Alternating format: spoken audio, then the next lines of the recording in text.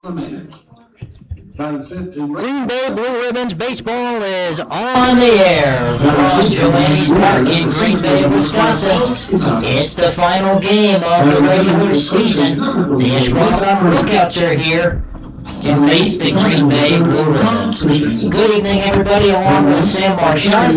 It's not D'Angelo reporting. We thank you for joining us. Sam, always a bittersweet feeling when you get to the end of the year, and knowing the year that you and I have spent together the last couple of months, is certainly some mixed feelings as we're about to get this one underway tonight. Yeah, absolutely. Like you're excited. End of the season means new opportunities in every capacity. We're both going back to school, but end of the season also means the end of sitting alongside and seeing these guys ball out every single night. So it's just the two sides sword of you're really happy to be in this position and have more opportunities coming for you. But it's been awesome here with the Blue Ribbons this summer. A lot of stories will be shared tonight, I'm sure.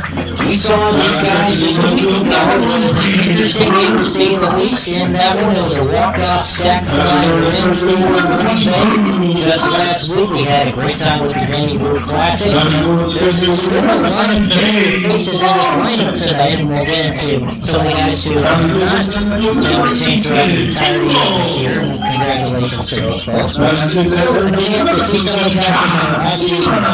Yeah, I mean, a couple of guys that have been here the whole way. Top two guys, the Steinbecker and Blue right at the top of the lineup, and it's scattered throughout, and we can get to that, like you said. But it's been a blast seeing these guys from the beginning, seeing how they've grown and just how consistent they've been throughout the season. Like, that's not something you always get in baseball, and honestly surprising that some of these guys haven't been called up like we talked about pregame. So it's fun, it's bittersweet to see it. Like, this might be the last time some of these guys ever put on a Blue Ribbons jersey. So it's definitely fun to be here, be a part of it, and going against a familiar opponent in the Lookouts. It'll be a good one tonight. We will step aside for just a moment, and then we'll come back with starting lineups and first pitch on Blue Ribbons Media Network. Performance of our national lineup. Here your fourth lines in is Jim Leo.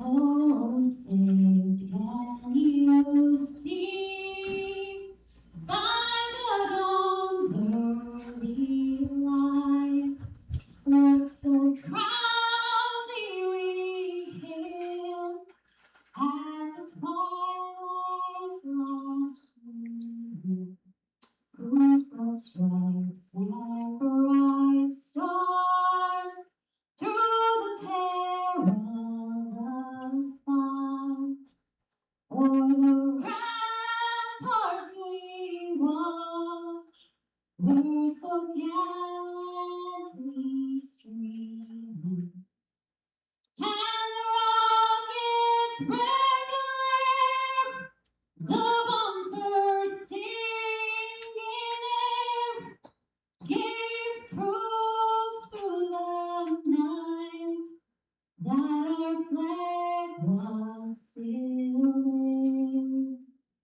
Oh, say does that star-spangled banner yet wave o'er the land of the free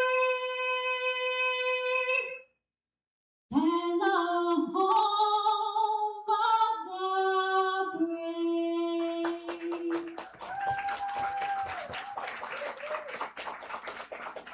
Thank you. Let's get to tonight's starting lineups, beginning with the visiting Ashwaubenon Lookouts. Leading off, playing shortstop, number 24, Aiden Tomlinson. Batting second, and who will be the opening pitcher for the Lookouts, is number 00, Jeremy Jensen. At third base, batting third, number 29, Randall Van Hayden. Batting cleanup will be the designated hitter, number 25, Zach Lemieux. Batting fifth, number 73, Clayton Monfils. He will be in right field. One more time for In center, number 5, Alex Patazik. Batting 7th, the first baseman, number 44, Michael Burneth. Doing the catching, batting 8th, number 34, Connor Christensen. And rounding it out at 9 is the second baseman wearing number 19, Michael Lampshire. Also defensively for the Lookouts, in left field, number 2, Jeremy Janke. Those are the Lookouts. Here are the Blue Ribbons. Leading off at shortstop, number 30, Braden Steinbecker. Batting second, wearing 1, and playing left field, Braden Plew. Boomkhurst will be at first. He wears number 20 and bats third. James Bornick, Mr. Blue Ribbon himself, will bat cleanup. He is a designated hitter. Easton Engel will be in center field. Easton wears 14. The slugger, John Zemer, will be handling the hot corner at third. John wearing number 27. Batting 7th, doing the catching is number 46, Miles Hunter. Batting 8th, out in right field, number 12, Noah Robinson. And rounding it out at second base, number 53, Garrett Brown, whose father also just threw out the first pitch a moment ago. Dan Brown threw out the ceremonial first pitch. The umpires for tonight's game are Jamie Thurn and Edward Loverick. On the mound for the Blue Ribbons is Nolan Sell. Nolan coming in with a 4.63 ERA, making his 4th start of the season, looking to end it on a high note. We are all set for baseball. The leadoff batter is presented by the Cherry Optical Lab. See the difference. Aiden Tomlinson will get things started tonight.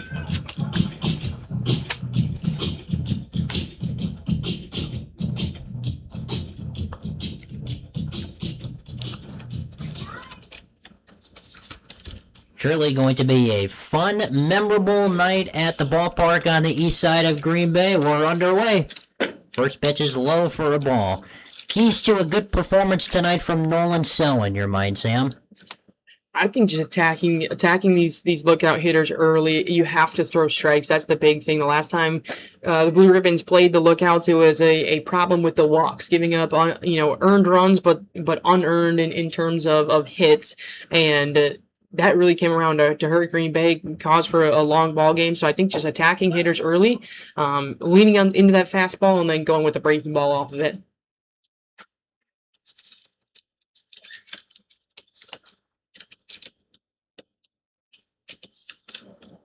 Count is 2-1 on the leadoff batter, Tomlinson.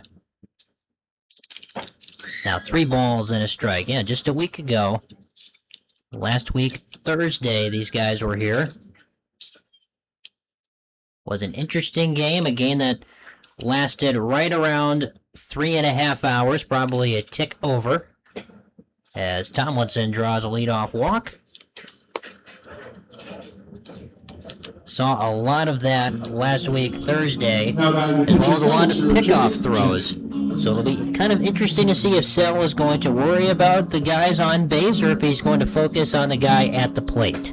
Yeah, that kind of became the too much focus sent on the guys around him, and this is a little bit of a different lineup than Green Bay saw the last time. You have Zach Lemieux and Aiden Tomlinson, a couple of the similar guys, Connor Christensen and Monfils in there, a different one, but so your approach can kind of be the same in terms of just going after hitters and what you do, but you got to limit the walks. That has to be kind of the game plan, and make them earn it the hard way.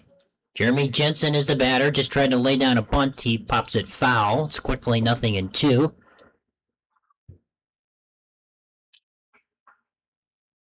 Tomlinson standing at first has stolen 4 bags this year. So he is a threat to run. He does not go here. Pitch outside.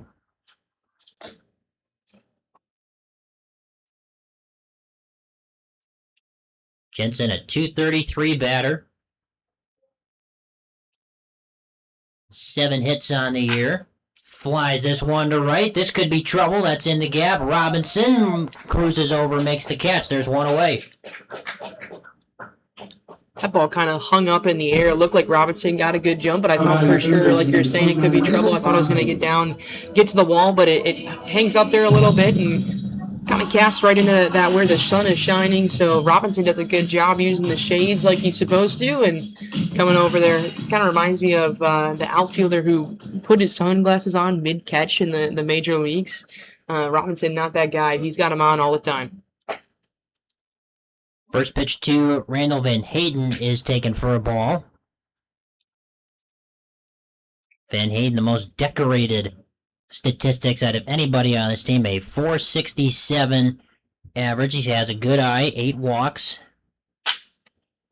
Ground ball to short. Steinbecker flip to second for 1. Throw to first. Got him. Inning-ending twin killing. Nice play. Going 6-4-3.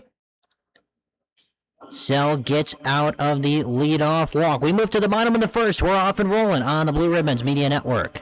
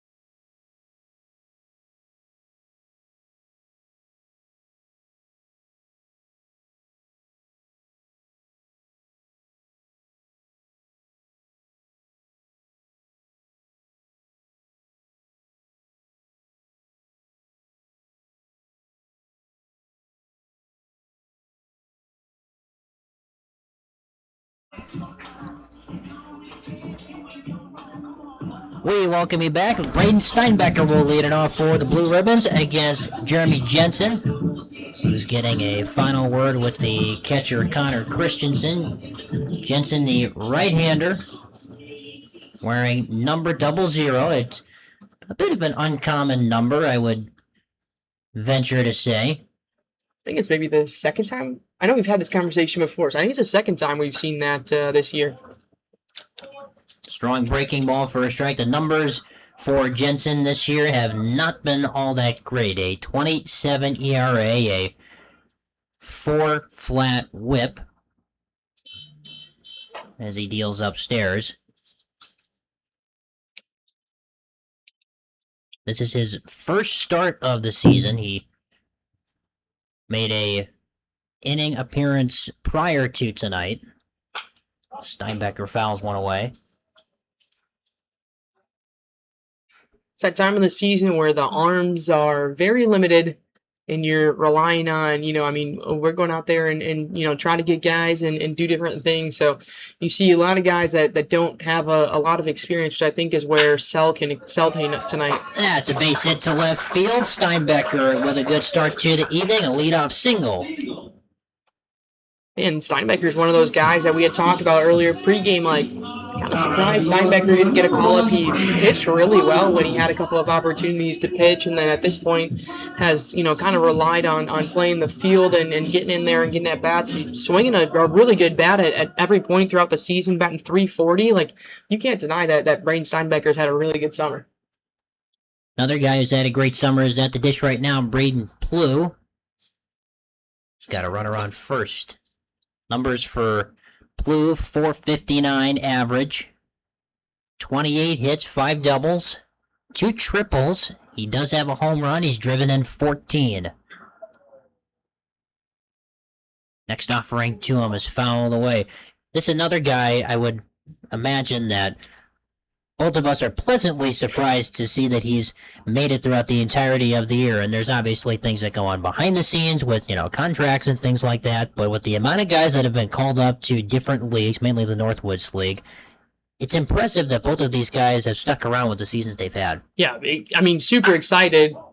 That one's fouled away. Super excited that they're both still here. But I mean, he's batting 459 on the season. You don't just do that throughout, the course of a 30-some game season. It's quite a large sample size, too. Right, like he's played 17 games, his 18th, 68 plate appearances, and you're batting almost 500. Like, you're definitely doing something right. And I remember back, he had that incredible 21st birthday. He just turns around and jaw wide open, shakes it off a little bit, goes down on strikes. But I mean, Braden's a guy that I thought for sure would be one of the top guys going off and playing somewhere else. He goes with Valparaiso, so has the talent level to go play up with some of those D1 guys, and has played extremely well this summer. 1 on, 1 down for Boone Kirst. He's had a great second half of the year. Runner goes, pitch taken for a strike. Throw it on a second. Is not in time. It skips in there. Stolen base. Showing off the wheels is Steinbecker.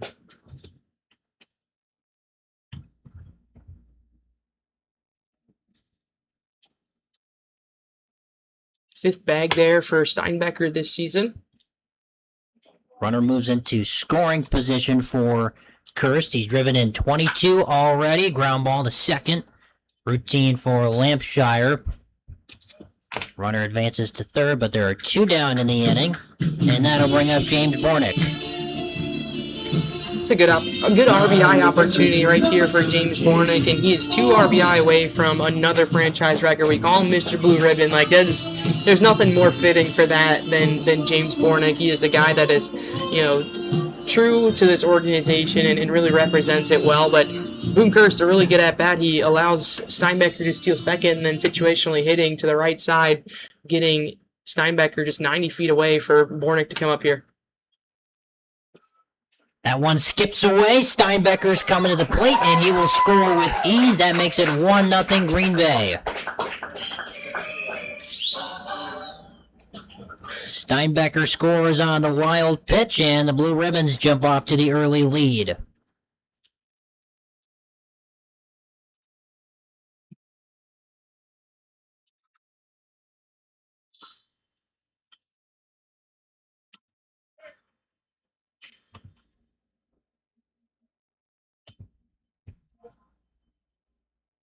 The 1-0 to Bornick, ripped foul down the right field line.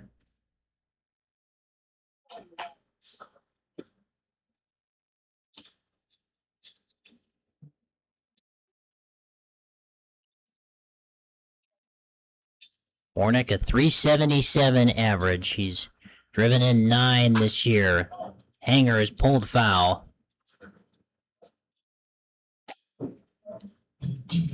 Heard some of the guys talk about this, but sometimes some of these pitches come in so slow that you're so early on even the fastball can be sometimes, and when you throw in a breaking pitch, it goes so much slower. 1-2.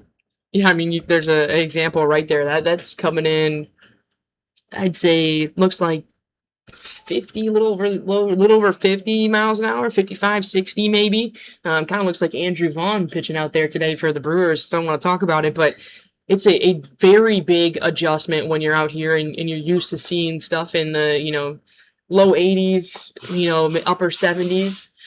You come out here, you see something in the 60s. Like, that's why changeups are so effective, but when you see it a ton, you just kind of swing it out of your shoes, and it can result in some bad at-bats. This one popped up foul territory. And the catch is made by the third baseman, Van Hayden, to end the inning. Blue Ribbons strike first. They lead it 1-0 after 1. We move to the second on the Blue Ribbons Media Network.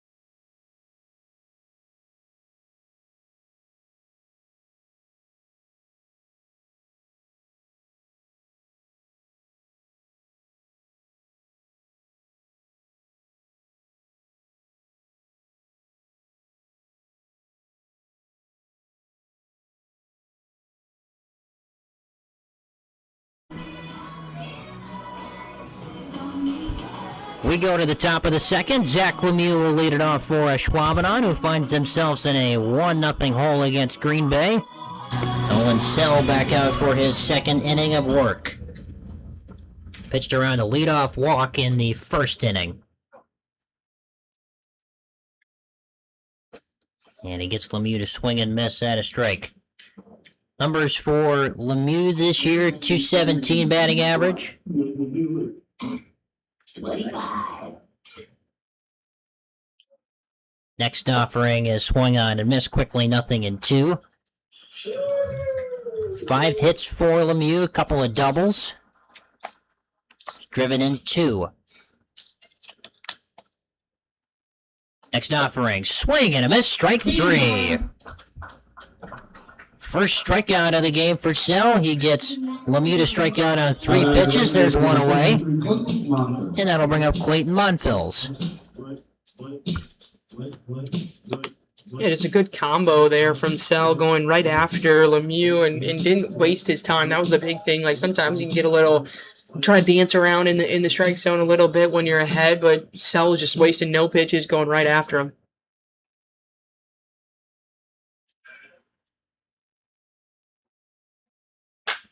That one is slicing, foul out of play. Someone's going to get a souvenir from Monfils.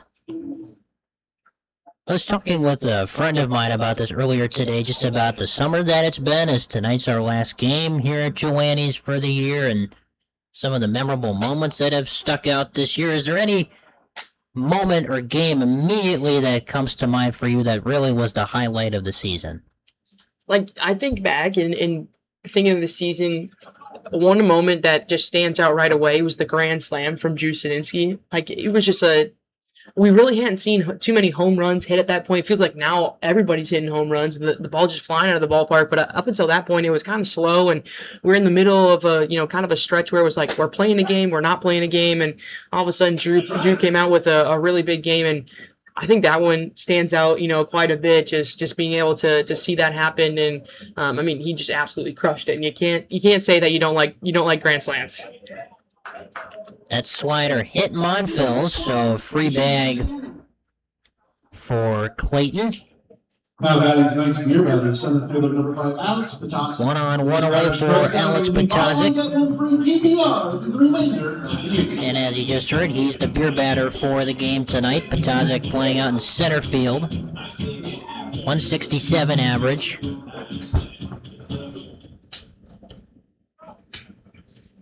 This is his 13th plate appearance of the year. He's making his 7th appearance in a game overall.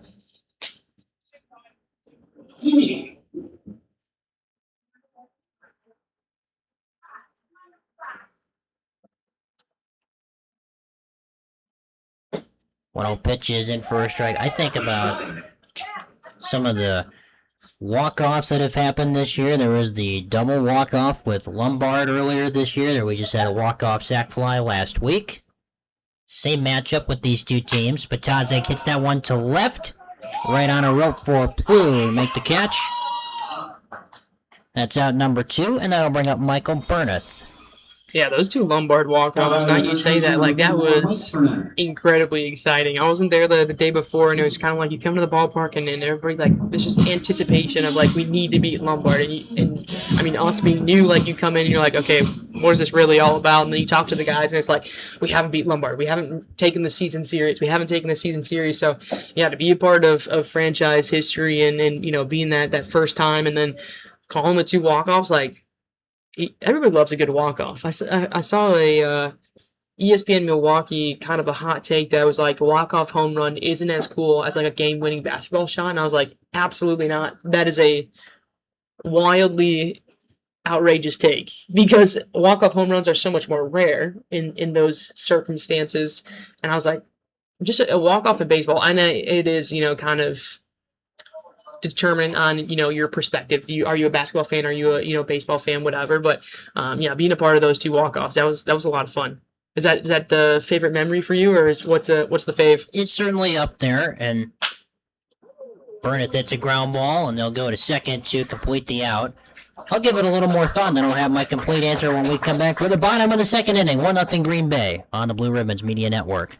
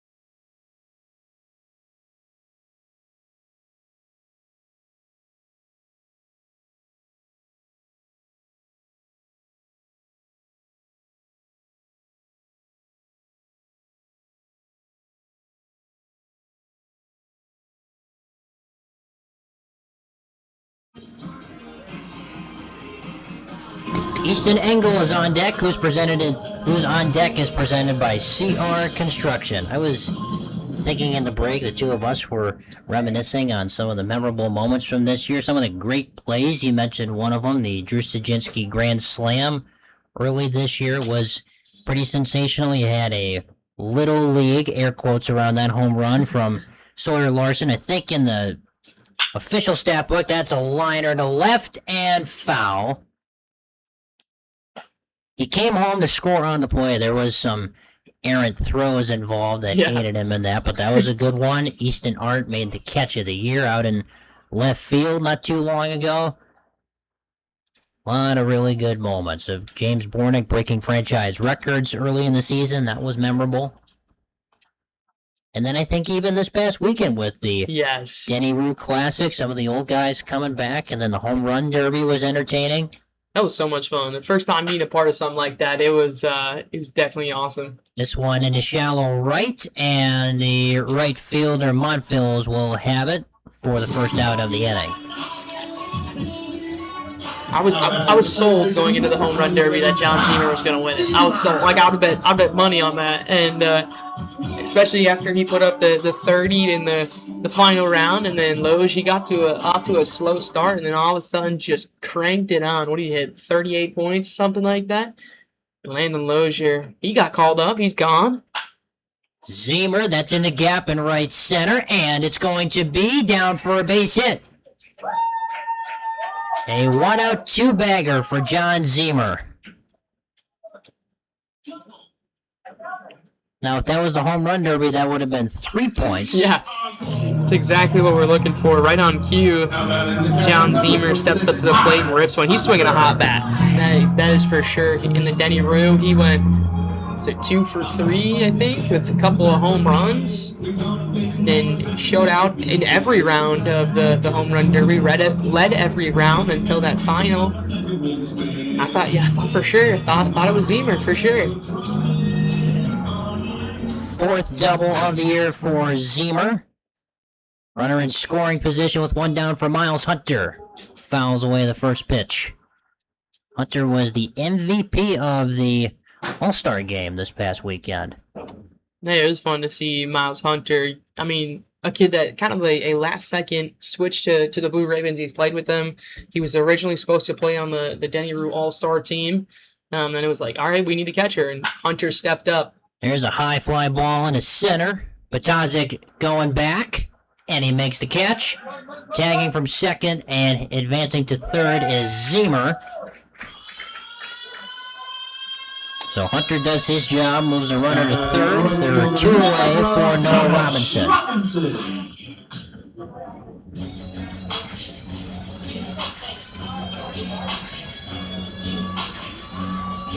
Robinson, another participant in the... I was going to say, 3 straight derby. Right here. Participants in the Home Run Derby. That was fun. First time being a part of something like that. You did great on the production side of things. It was fun being on the field for that. That was entertaining. Being right behind home plate, seeing the swings in real time. We had a sort of makeshift 2-camera setup. Great commentary on your part. And an entertaining final round because it was a really high number. Yeah. That was the mark to beat. Yeah. And the way Loge started off, like he had 7 points early on, and both of us looked at each other like, I don't think he's gonna do it. And then all of a sudden he just turned on the burners, and maybe a little extra fuel from the guys chirping him from the sideline. That was fun too. They're all hanging out and having a good time. It's good to see, like after a long summer, like have it pay off and come full circle of the opportunities that you've gotten. That ball's inside. It squirts away from Christensen. Zemer has to hold at third. Count even at 2-2.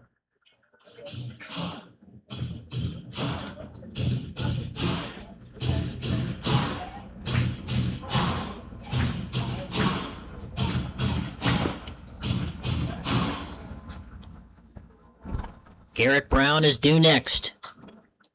Robinson trying to drive in a run. Slaps it foul out of play.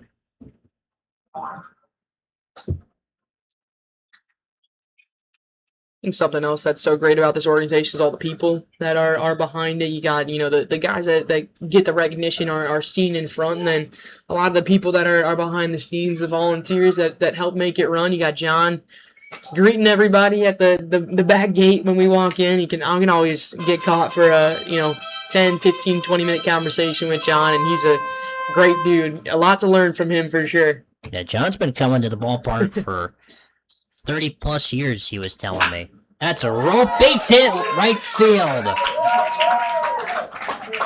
RBI single for Robinson. It's 2-0 Green Bay. Now batting the second baseman, number 53. The way Green Bay has played so far tonight, this is exactly what we've seen all season long when they're playing their best baseball, and you got the best guys in the lineup. It's just come out here situationally, get runners over, get them in scoring position, and then punch them home with a good base hit like that from Robinson. Here's Garrett Brown. Runners going, and the pitch fouled away.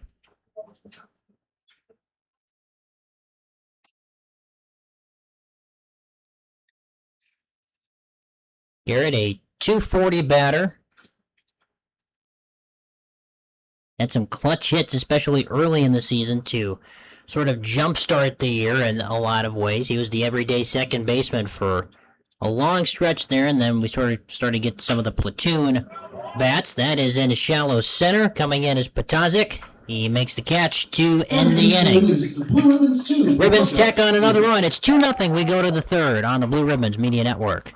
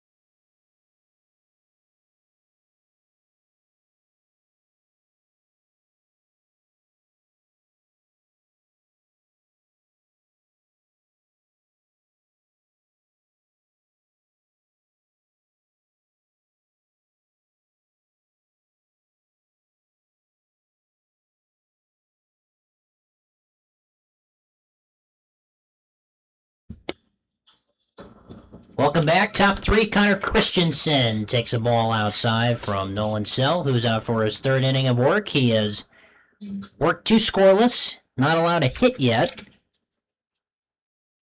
He has hit a batter, however, as that one is fouled away. 2-0 Green Bay. You're just joining us. Run came in to score off of a wild pitch, and then an RBI single from Noah Robinson. 1-1-2, Connor Christensen is outside.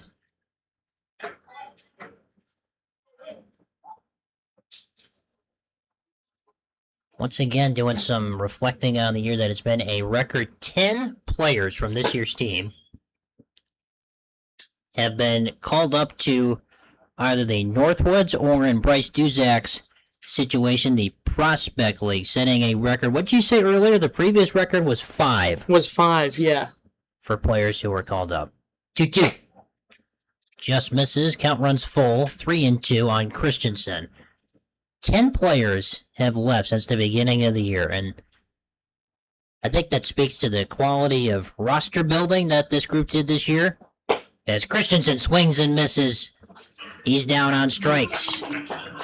Second strikeout of the game for Nolan Sell, and that'll bring up Michael Lampshire.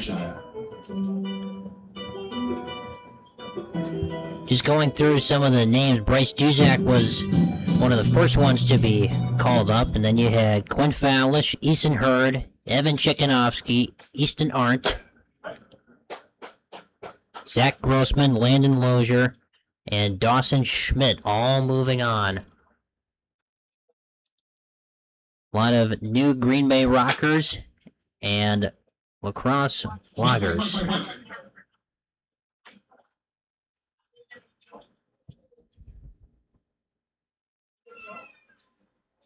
1-1 to Lampshire. Is hit in the gap, into left center, charging at his angle, and he makes the catch!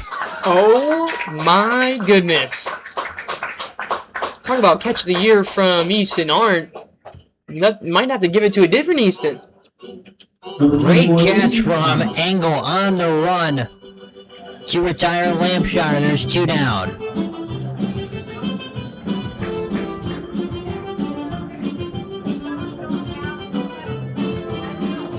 Lineup turns over. Here's Aiden Tomlinson. A tall right-hander drew a walk his previous time up.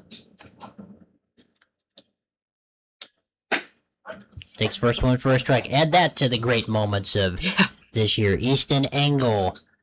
He got an incredible jump, and that ball was falling fast. Like, they were really, you get StatCast in the MLB. I'd give him like a 3% probability to make that play. Like, that, there's no way that it's any higher than 5. Are you a fan of all the advanced metrics and StatCasts and everything in the majors these days? I absolutely love numbers, and I was a huge math kid growing up, so I'm actually a huge fan of the numbers. I love looking at it and just seeing, the probabilities and different things like that, what should happen. And I also like the unpredictability of baseball and how much you can have these numbers that point you in one direction and something completely different can happen. 2-2 to Tomlinson. Ground ball, routine for Garrett Brown. Couple of hops. And an easy toss to first 2, and the inning. Some great defense helps Sale get a 1-2-3. We go to the bottom of inning number 3. Still 2-0 Green Bay.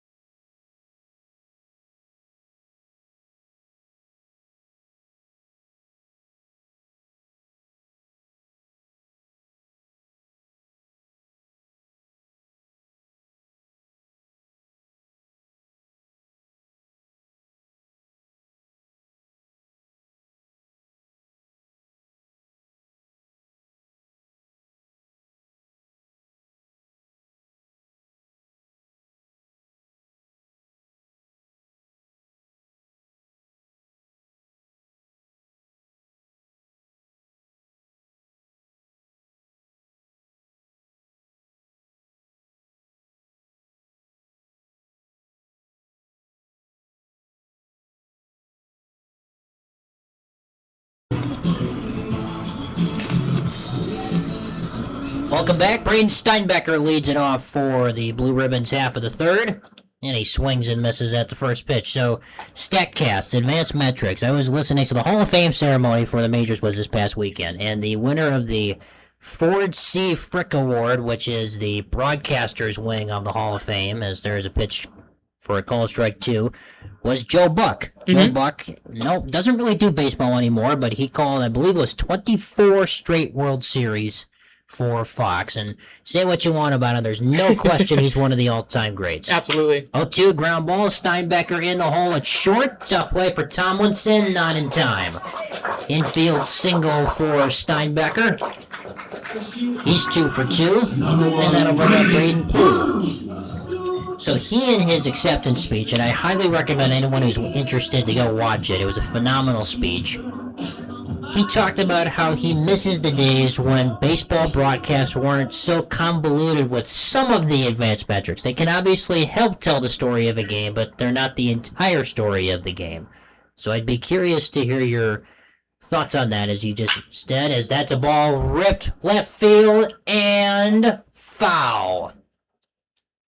Just foul. That had home run distance written all over it for Plew. That was an absolute blast from Braden Plew.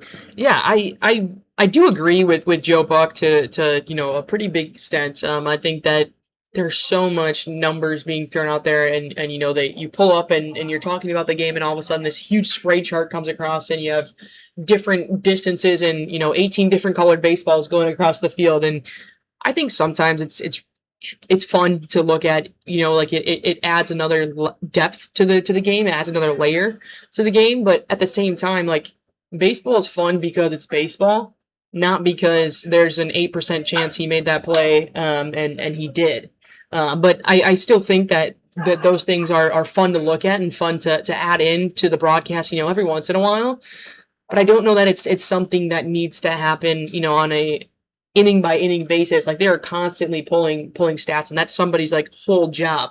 So I do think that it's fun. I think that stats are definitely a huge part, and obviously we talk about stats all the time, but those advanced metrics, I do think that they could tone them down a little bit, just to keep the kind of the novelty of baseball and that originality of baseball in there. We just actually last night watched the Bob Uecker movie. If you have a chance to go watch it, incredible. Really good production. And that's what makes me think too of just talk about baseball, have fun. Bob didn't have advanced metrics when he was on the broadcast pretty much ever, and he's just ripping off the cuff talking about anything. So I do agree with what Buck's saying. 1-2 to Plew, runner goes, pitch taken for a ball, throw down to second, not in time. Swipe another bag. Steinbecker. He's just trying to get all the metrics in there. He's trying to go advanced metrics. If we get a speed from first to second, he's running a good horse here tonight. 2-2 to Plew. High fly ball, deep left field. It's back and off the top of the wall. That one nearly got out of here. Steinbecker will cruise in, easily scoring a run. RBI double for Braden Plew. And that makes it a 3-0 ball game. Plew absolutely roped in earlier in the at-bat. He had another baseball that actually went over the fence but foul, and just proof that he's seeing the baseball well. I mean, he's batting 450 on the season over that, but Braden, he's always had a really good swing and a lot of pop on the bat. It's fun to see him get a hold of one. Boomhurst now 0 for 1 in the game. Fly ball to center. Patazik chasing after it. He makes a sliding catch. Advancing to third is Plew. That's another great catch out in center field. Yeah, that was a good one. Another good jump. A couple of really strong center fielders going at it on defensive highlight reels. One away for James Bornick. He's got a chance to add to his RBI total.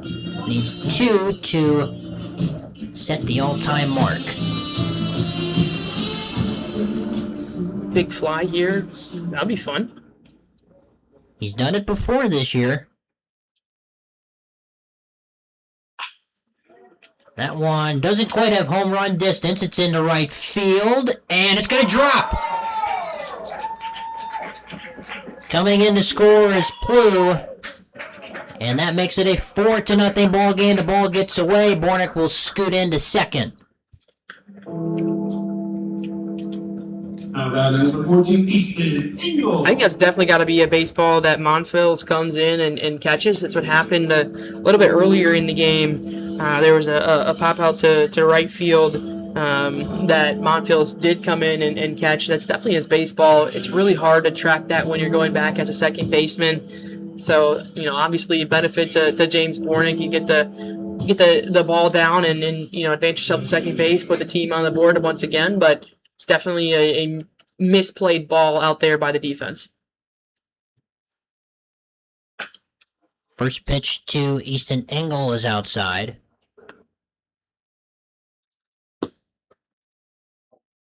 Interested to hear your opinion on StatCast and all the advanced metrics. Well, I think it certainly aids a telecast, kind of like I was talking about, but when you get to the things like slug percentage and WRC plus and some of which WRC plus stands for winning runs above average or something like that. It's basically just like who's having a great season and who's not. That's really the teeth of it. I think the stats that matter for batters are batting average, doubles, and home runs, as well as walks can definitely be imperative. Ground ball, foul down the third base line.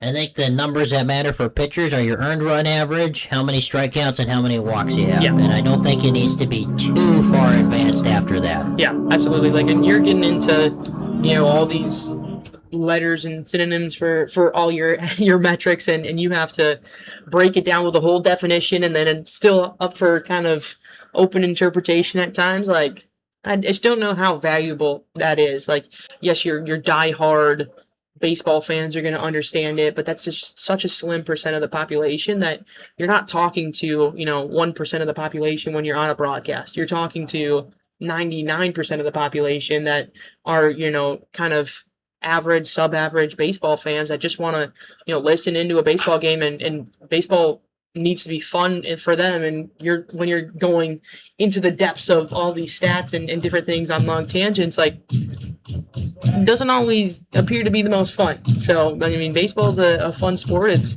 something that, we both love for a really long time. And I think that, the advanced stats kind of can come and go. 3-2 pitch is lined back up the middle. It's going to drop for a base hit. They will hold Bornick at third. Easton Engel's got himself a single. Runners at the corners. And that'll bring up John Zemer.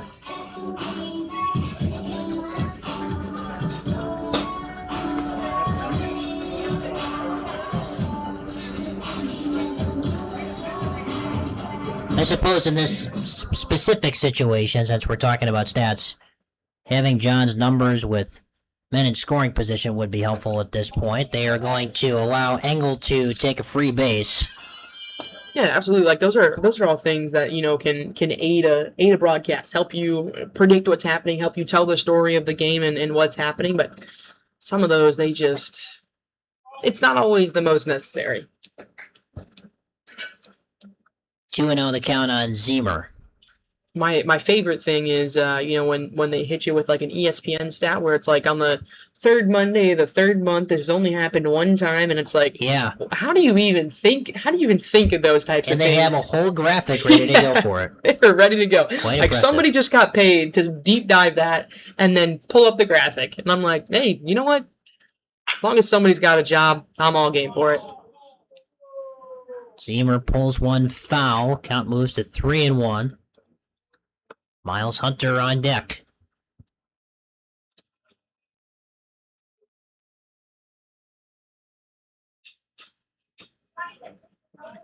Next offering. Swung on and missed. Ball gets away. Bornick is going to come to the plate. Safe! And advancing to third behind all of that was Engel. A run comes in to score. It is now 5-0 Green Bay.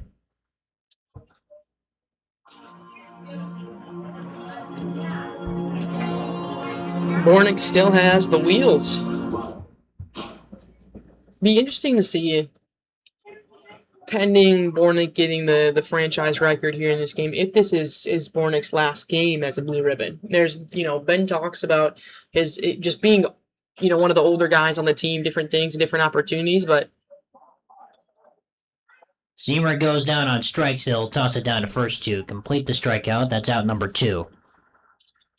he's just a guy that has been really influential to this program, and he's talked about it. He has a full-time job. It's he does the whole thing. He's graduated, and he's got his life in line. But like coming out here and playing for the Blue Ribbons is just something that he's loved to do every single day. You can see he plays with a lot of passion, has a lot of fun, and he's just a guy that's kind of like your clubhouse guy. It's a fun guy to be around.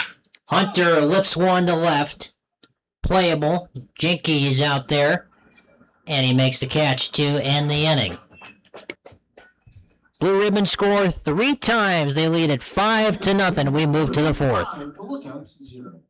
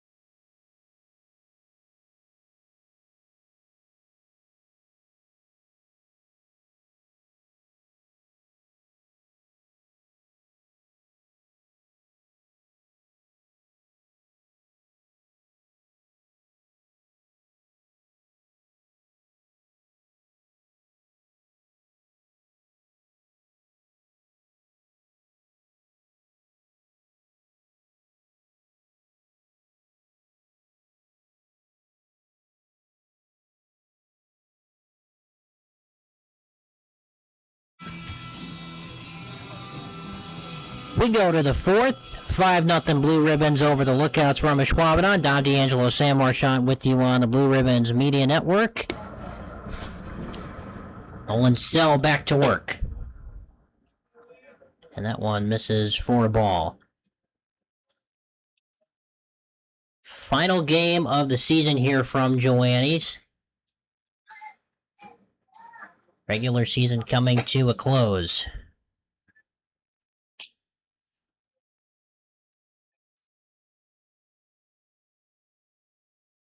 Lots of different names and numbers have graced the Blue Ribbons this year as Sell falls behind 3-0 on Jensen.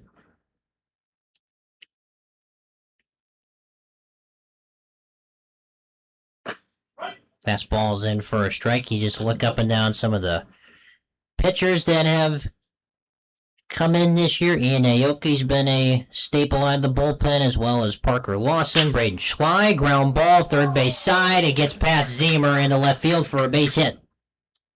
First hit of the game allowed by Sell.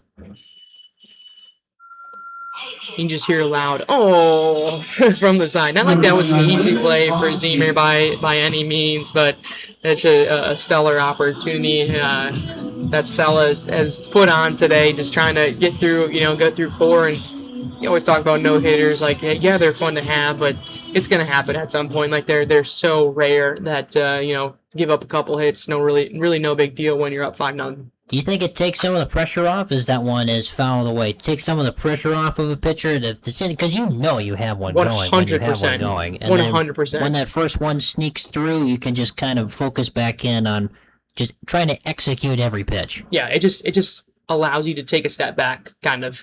I mean, as a catcher, I don't know what it's like from a pitcher's perspective, but as a catcher, like, I'm so on edge trying to call the best pitches and work the best opportunities for my pitcher, where it's like, once that happens, kind of like, okay, we don't have to be perfect, right? Like, you're still trying to execute to an extent, but just allowing you to go back to your game plan. That one's hit the other way, and it's a fair ball down the right field line. Quickly getting it back in was Robinson. Back-to-back singles for the Lookouts. First two have reached this inning against Sell, and that'll bring up Zach Lemieux.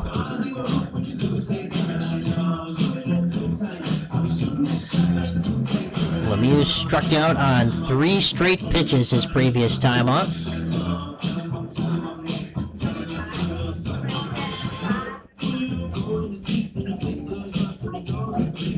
Also, just looking at some of the numbers, you think about the musical chair of catchers that have played this year, and you might be looking at the future right here with Miles Hunter behind the dish tonight. Hey, if I could sign Miles Hunter yesterday, I would have. He's a really good ball player, has put on a show every single time he's stepped in here for the Blue Ribbons, and just commands the team and the field really, really well. He's got some family watching up in Florence, Wisconsin tonight. 1-1. Fastball outside, misses.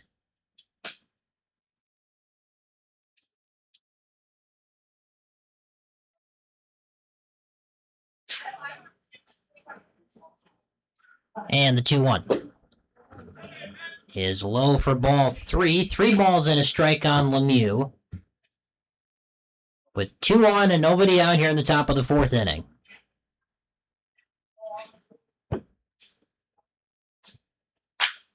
That's into left. It's dropping quickly, and it will fall in front of Plew. They will get the out at third, though, as Jensen was a bit slow advancing to third.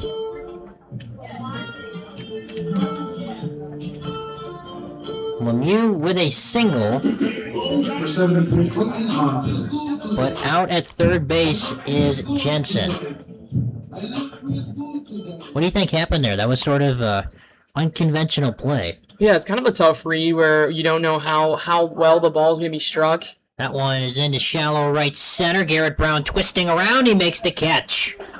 I mean, a similar play just happened there with Garrett Brown. He had phenomenal track there. He, gave himself a couple of 180s, maybe a spin cycle out there. But it's a hard read as a base runner. Like, if that ball drops, it's an easy out for the fielder. But it's so difficult because you're trying to be halfway, but you really can't because these outfielders have such a good arm that you're just kind of stuck in no man's land, praying for almost praying for it to be caught, but at the same time, if you have a slow runner, you're like, all right, it's not the worst thing if your lead guy gets caught off. 2 on, 2 down now for Alex Patazik. He is the beer batter in the game tonight. Pitch outside.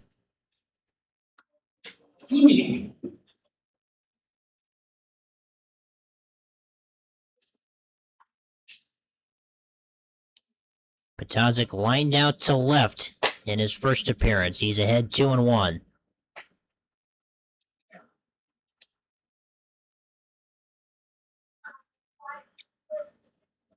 First 3 batters reached this inning against Sell, and he's been able to get a couple of outs, a swing and a miss. Yeah, it was important for Garrett Brown. I was just going to say important for them to get that out there is because the first 3 had reached, and it's kind of like, okay, yeah, we went into it with a no-hitter, and then you're kind of building this momentum for the Lookout. So good job for Sell to get back, and it's not like any of them struck all that well. 2-2, he goes down swinging.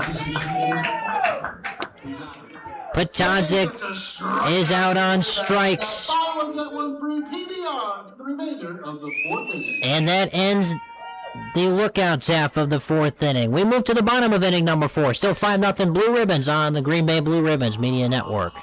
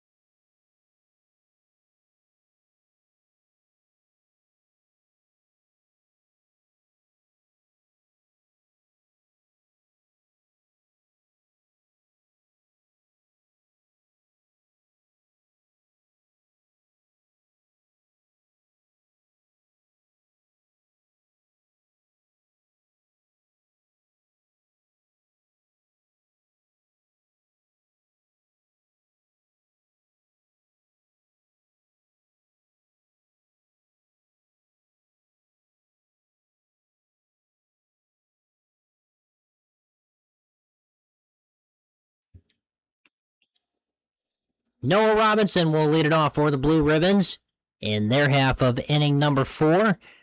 Jeremy Jensen still on the mound for the Lookouts. Ground ball will be taken by the second baseman Lampshire for an easy out number 1.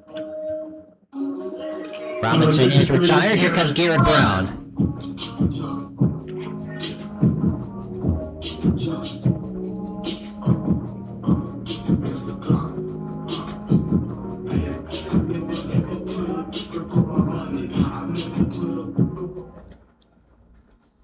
Garrett hit a pop fly to center. Previous time up, he swings and misses at the first offering. 5-0 Green Bay. You're just joining us. Blue Ribbons out hitting the Lookouts 6-3. So far through 3 1/3.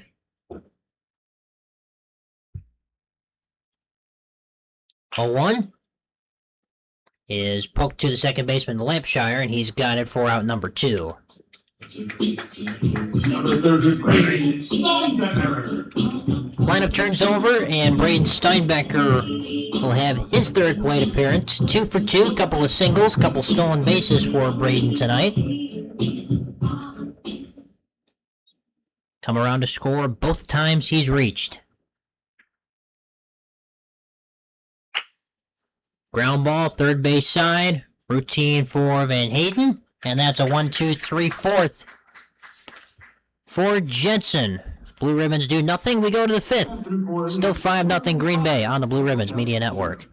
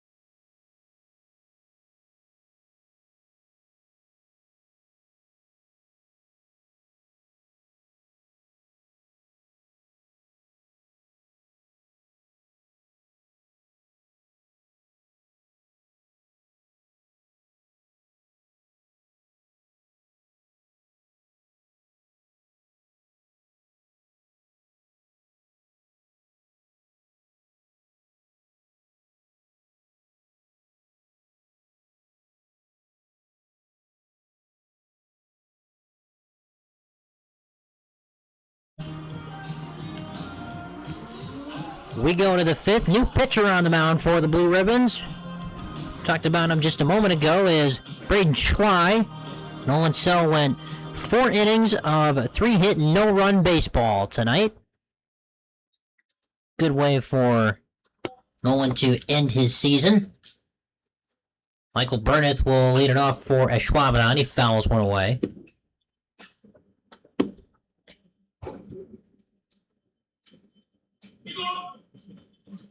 Schley, a 4.5 earned run average. Making appearance number 8 on the year.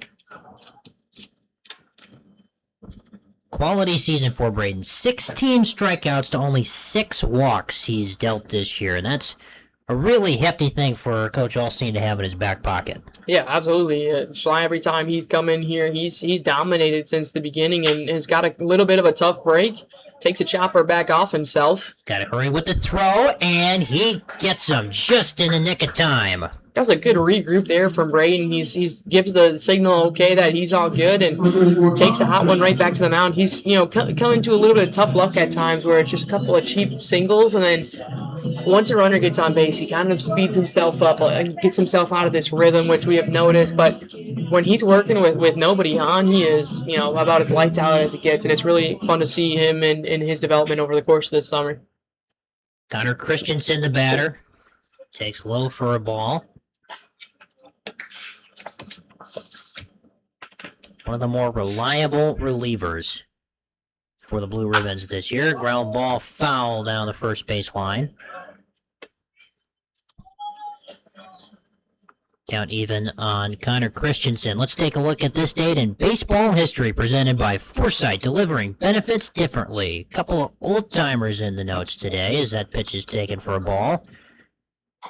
In 1921, over 100 years ago, the 125th anniversary for the Cleveland then Indians, as that pitch is outside, involved Cy Young. Yes, that's Cy Young, who at age 54 made a 2-inning appearance on the mound during the Old Timers game. Pitch in for a strike. Brewers had their Old Timers day not too long ago. Yeah, I was just going to talk about that. The Old Timer days, I think it's so much fun. It gives you fans, kind of a chance to connect with the old guys. Kind of this like full circle moment.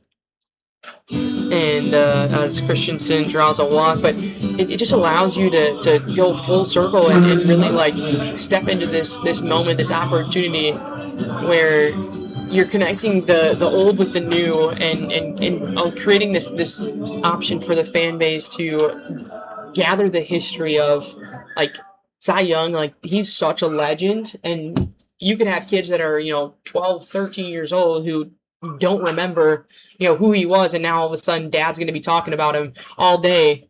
Ground ball to first, they get the out at second, but speeding down the line was Lampshire. Only 1 out of that play for Schley. And that'll bring up Tomlinson. And I think that's what creates like lifelong fans, is when you can connect the old opportunities where your parents or older people older than you are talking about what happened and who these people were when they were a kid, and now you're seeing different people, the new guys when you're a kid, like Francisco Lindor in the case of Cleveland. That's just such a opportunity to build everything and circle it all the way back around. First pitch to Tomlinson is a ball. Cy Young pitched with Cleveland, with the St. Louis Cardinals for a little while, and then another long stretch with the Boston Red Sox. 1-0 is low. Do you think he ever knew at any point that Cy Young would be the big award for pitchers in the MLB? Probably not in his day, but I mean, you think about it, having the best pitcher named after you, and the numbers back it up, a career 2.63 ERA, as that one's fouled away. 511 wins to 315 losses. He started 815 of the 906 games he played in, which is a remarkable number, and the innings pitched is remarkable. There's ball 3. 7,356 innings pitched by Cy Young in his career. That's outstanding. I think just the level of dedication to the game, and just to be good for that long, like to never really fall off, to never really, obviously game here, game there, but to never really falter for all that long, like that is about as consistent as it gets. Tomlinson draws a walk, second walk dealt by Schwei this inning, and that'll bring up Jeremy Jensen. And Ashwaubenon is the road team, but this is a phenomenal walk-up song for Jensen tonight.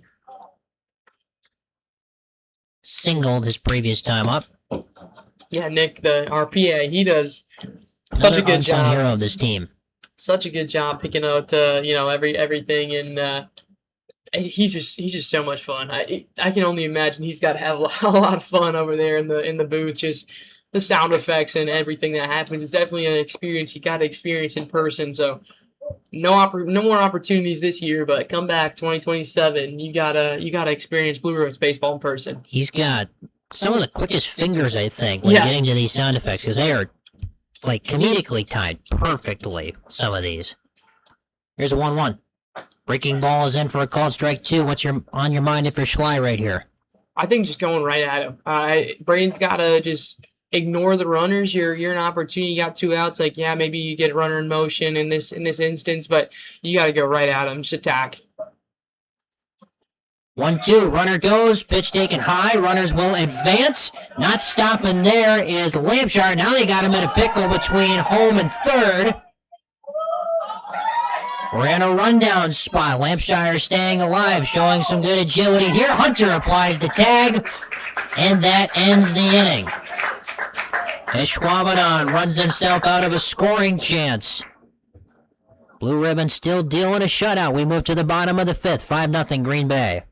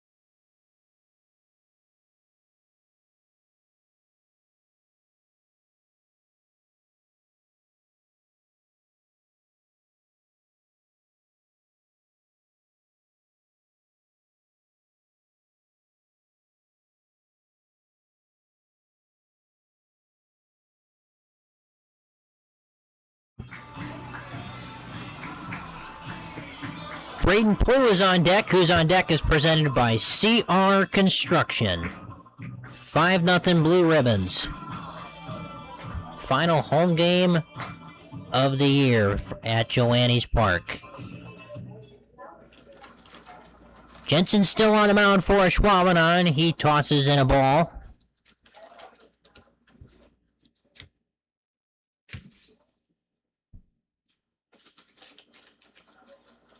Next offering to Plew is a ground ball fair down the third base line. Plew's got good speed. He's going to try to leg out a double here. Here comes the throw. It's high. It gets away into right field. And Plew will advance to third.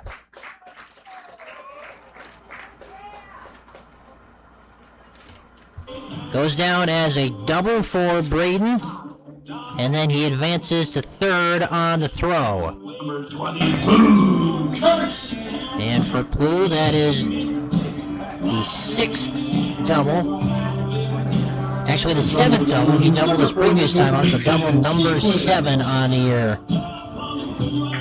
Mason Sequin coming in to replace him as a pinch runner. So Braden Blue's season done here at home, at least, and that's a good way to finish your home stretch here with the Blue Ribbons. I mean, Braden given every reason as to a good validation of why he should have been pulled up to the Northwest League, but we are grateful to have him. Boonkhurst, that's a rope to center, and will be caught by Petazic, tagging and scoring easily is Mason Sequin, and that makes it a 6-0 ball game. Number 7, James Bond. RBI sac fly for Boonkhurst, and that'll bring up James Bornick.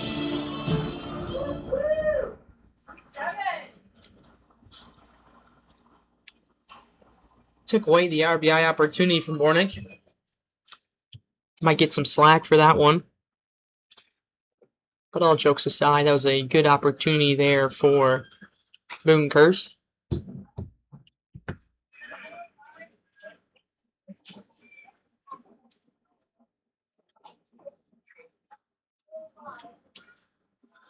One-0 to James is outside.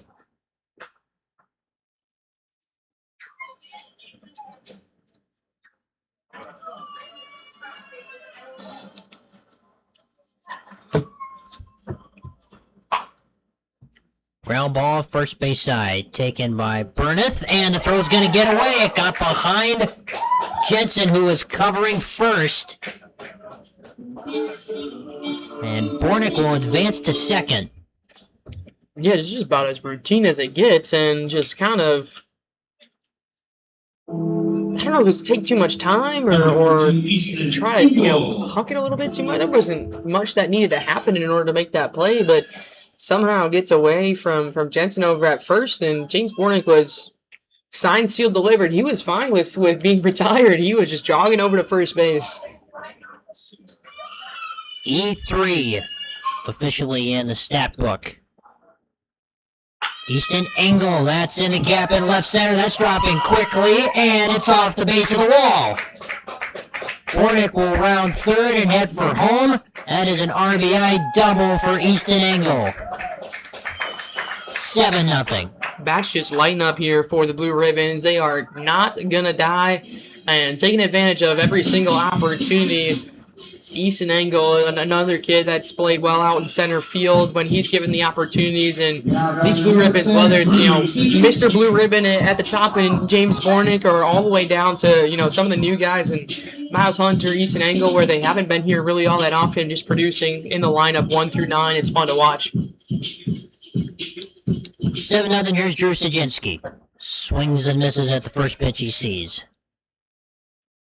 Sajinski, another guy having a really good season. 322 average, 13 RBIs, 7 doubles, and 2 home runs. There was a point in the season where he was kind of in a platoon role with Jake Petazic for a while. He pops this one up, and it's going to go foul. Yeah, he did really well when he was in that kind of spot where, it was a opportunity between him and Petazic, and then Petazic kind of took a little bit of a stretch off, and Drew filled in over at third base. And you say filled in as if, he's kind of the backup, but it was like a 1A, 1B in that third base spot. And Drew, he delivered every single time his number was called. We've talked about the big grand slam that he hit that, he's talking about and fired up about, and he's been a really good ball player and kind of a staple over at the hot corner for this club. High fly ball left.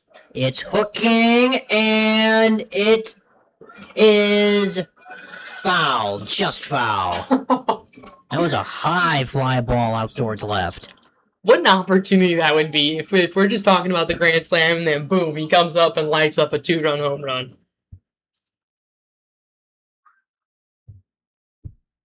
Another 1-2. Ground ball shot to third. Nice play by Van Hayden. That's the second out of the inning. Advancing to third is Engel.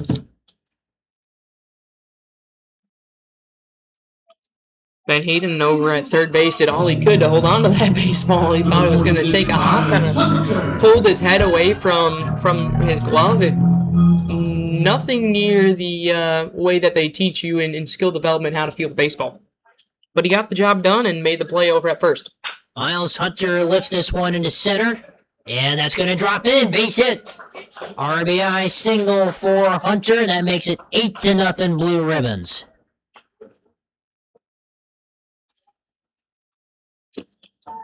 Hunter does not waste any time when he gets up to the plate. I believe that it's for sure the last 2 plate appearances, but maybe all 3 for Miles. He swung at the first pitch. Yeah, he's just going right at it. He knows he's going to get a good pitch to hit, and he's attacking. He's hit the baseball really hard a couple of times, and that time didn't hit it hard. Kind of got it off the end of the bat, but it drops in. It's kind of the joys of baseball. You can absolutely rope a baseball, and it'll be right to somebody's glove, and then you can just hit I don't know, we call them duck farts all the time at Texas Leaguers, whatever. It just drops in between the infield and the outfield where nobody can get it. New batter Sawyer Larson, ground ball fair. Nice pick at third by Van Hayden, and a good toss to retire the new right fielder. 8-0 Green Bay. We move to the 6th on the Blue Ribbons Media Network.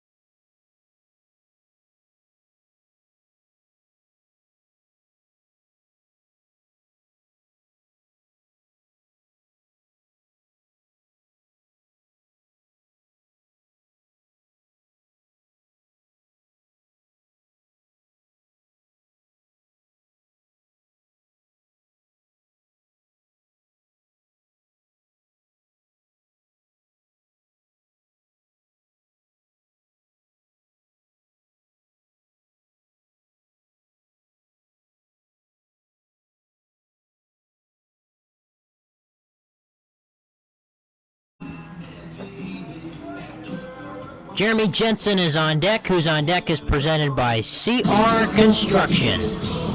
Lots of defensive substitutions for the Blue Ribbons. Braden Schley still on the mound for his 2nd inning of work. Nolan Sell is in line for the win. Get you up to date on where everyone is. Miles Hunter is still behind the dish doing the catching. Isaac Pullman is at first. He replaces Boone Kirst. Jake Patazik, the new 2nd baseman. Trey Butterfield now at short. Drew Sajinsky's at third. As first pitch to Jensen is fouled away. And then in the outfield, Mason Sequin is now playing left. Easton Engel still in center. And Sawyer Larson, the new right fielder. Everybody's getting a chance tonight. I like that from Coach Alstein. Give them an opportunity. It's the last time here for the Blue Ribbons. Could be the last time they, play here at the Joe. Different guys going. Not everybody's coming back next year. That's a fact that every single time. And I think it's nice to kind of go out here. You have a pretty sizable lead, 8-0, and giving everybody an opportunity to get some defensive reps and some reps at the plate as well. Count is 3-1 on Jensen, and that's ball 4. Leadoff walk dealt by Schley, and that'll bring up Van Hayden, who singled in the 4th.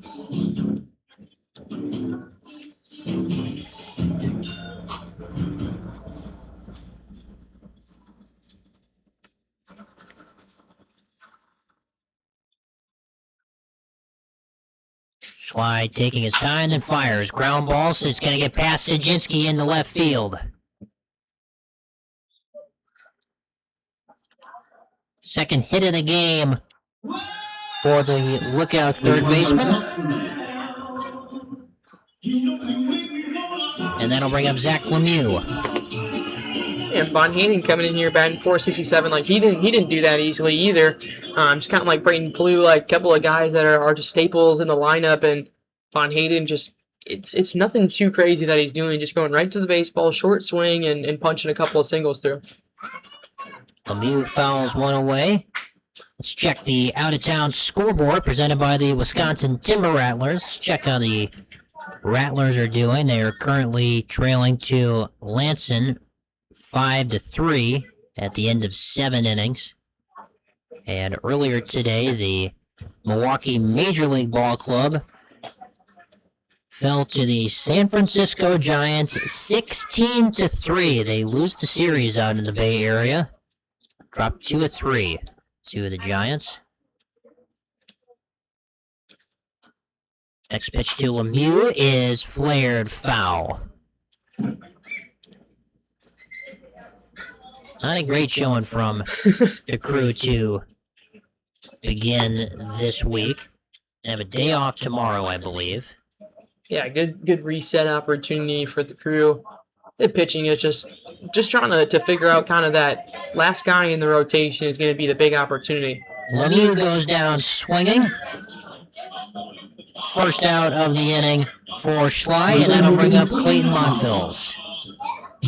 Kind of feel like that's where the Brewers always get stuck every single year. Is they have such a star power in a couple of guys at the top of that pitching rotation, and it's like the depth on the back end is where the struggle is. That one is slicing in right field and dropping foul. Yep, the Brewers wrapped up a series with the Giants. They got shut out on Monday, 3-0, then came back with a nice win yesterday, 8-2, and then just got hammered earlier today, 16-3. Day off tomorrow, and then they've got 3 with the Los Angeles Angels over the weekend in Anaheim, California. Runners on first and second. Next pitch to Monfils. Swing and a miss. See how Braden bounces back here. He's allowed the first 2 runners to reach. I feel like he not typically, but when he gets himself into these jams, it's either he's going to give up a soft single, or he's going to punch himself out and then he's going to go for the opportunity. That one is grounded foul.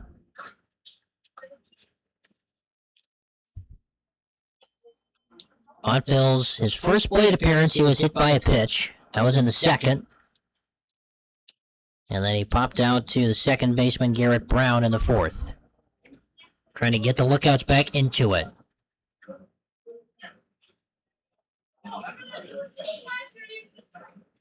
0-2. Foul tip, just getting a piece of it.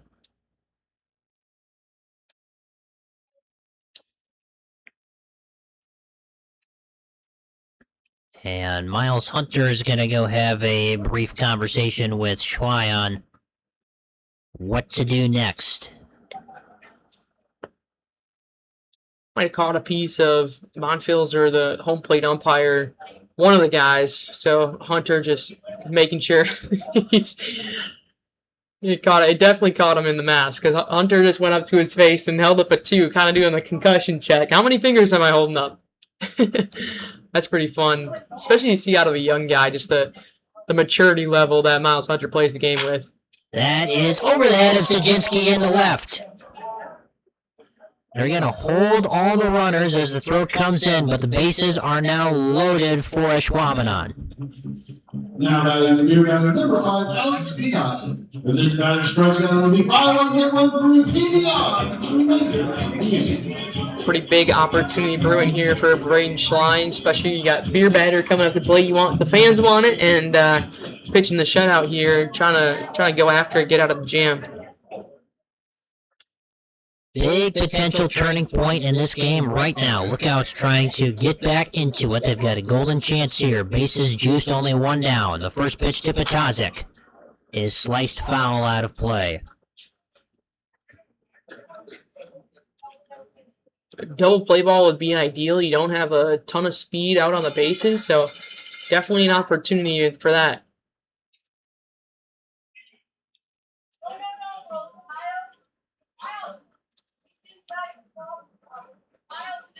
Here's the 0-1.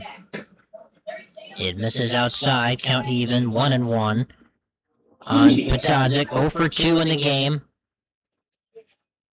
Struck out in the fourth.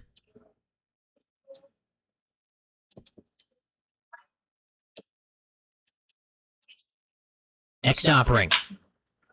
That's into center. Coming in angle. He makes the catch. Runner's going to tag, trying to score, and the throw comes in, and it gets away from Hunter. Runners will advance around the third. Is going to trickle into left field. So men in scoring position. As a run comes in to score, that makes it an 8-1 ball game.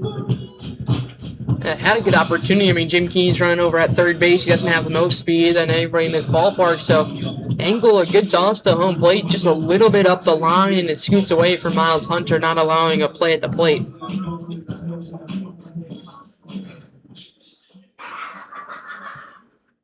Two on, two down for Burneth.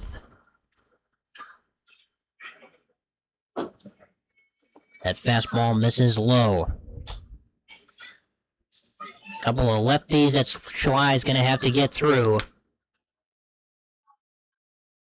to get out of this inning. The 0-1. Misses. Now 2 balls and no strikes. And that's the leadoff walk, too, at the top of the inning that comes around to bite you. It's like 65, 70% of the time, I feel like that leadoff walk's going to come around to score. Chopper back up the middle, and that's going to be into center field. 1 run scores. Throw is going to come in late. It scoots away, and advancing to second is Burnett. It is now 8-3.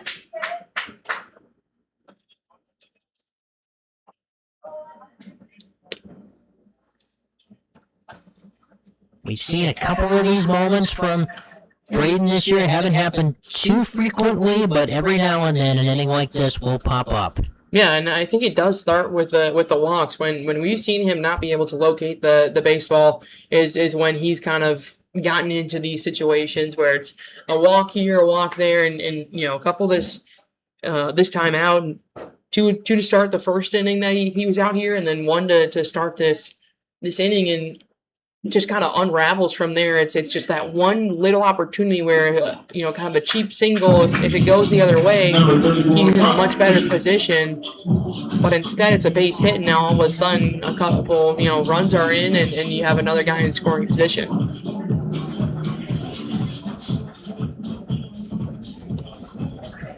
Man at second, 2 away for Connor Christensen. Schley trying to finish out this inning. Swing and a miss.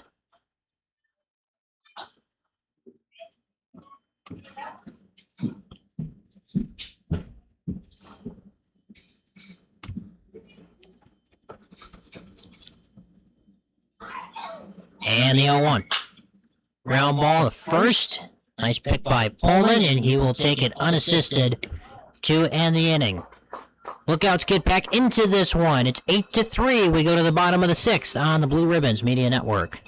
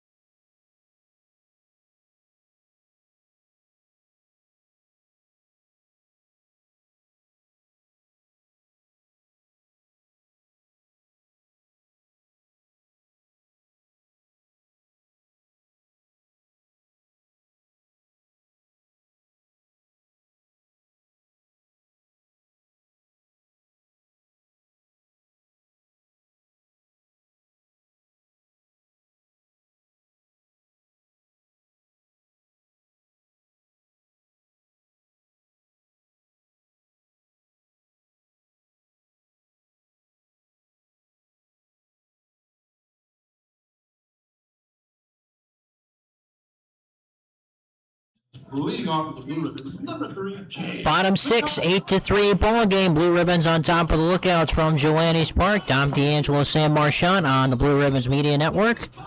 Jake Patazik will lead it off for Green Bay after a big inning from Ashwaubenon to get back into this one. Jeremy Jensen is still on the mound for the Lookouts for his 6th inning of work, and he tosses in ball 1. Numbers for Patazik, 310 average.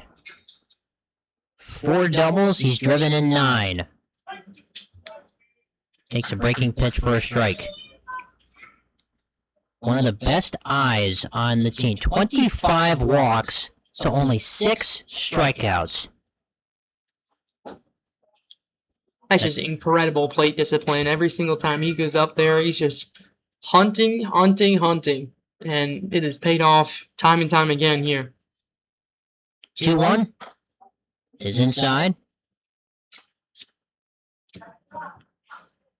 At what point, I know Ashwaubenon doesn't have a ton of available players tonight, but Jensen being out there as long as he has been, you got to commend him for it at least, as he deals a leadoff walk to Patazik. At what point do you think they might try to shake things up a little bit on the mound? I don't know. I thought it would happen here in the 6th inning, if I'm going to be honest. Like, that was my kind of expectation. I can only imagine it happens probably in the 7th. I don't know that he has the, capacity to really go that long. He hasn't pitched a ton this season, so that was my kind of guiding point of, I can't imagine Jensen goes that long, but at this point, it's really anybody's guess. Trey Butterfield is the new shortstop for the Blue Ribbons, taking over for Braden Steinbecker. Runner on first, no one down in the bottom half of inning number 6. He pops this one up, and it's going to stay in play long enough for Burnett to make the catch. That's out number 1. Butterfield is retired. That'll bring up Mason Sequin. Now, number 42, Mason Sequin. Numbers for Sequin, 206 batting average.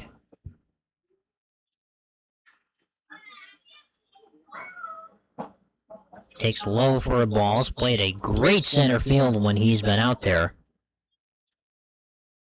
He is in left tonight. Yeah, Sequin can fly around the outfield. I mean, same with Easton Engel. That's why he's out there to start. But Mason Sequin, he came on, and it was kind of just like, okay, it feels like this guy just got thrown out in center field, and then all of a sudden he just turned it on and was tracking down balls left and right out there, and really just no difference between a lot of those guys out in the outfield. They're just really, really good at tracking the ball, getting a good first step, and making plays on baseballs they probably shouldn't touch. Grounds one foul down the third base line. Count goes to 2-1. Patazik on first, 1 away here in the 6th.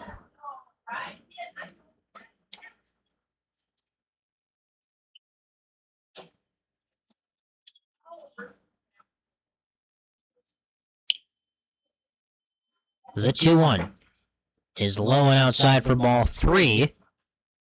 Hitters count for Sequin. Isaac Pullman is due next.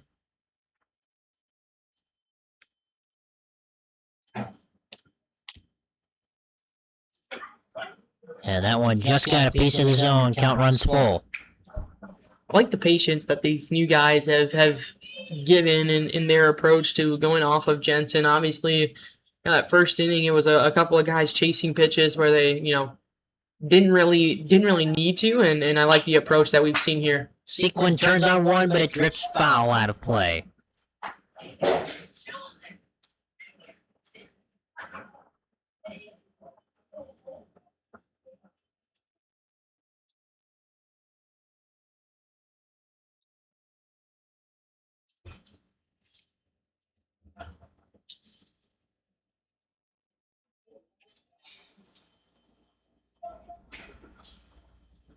Payoff pitch, ground ball, third base side, foul.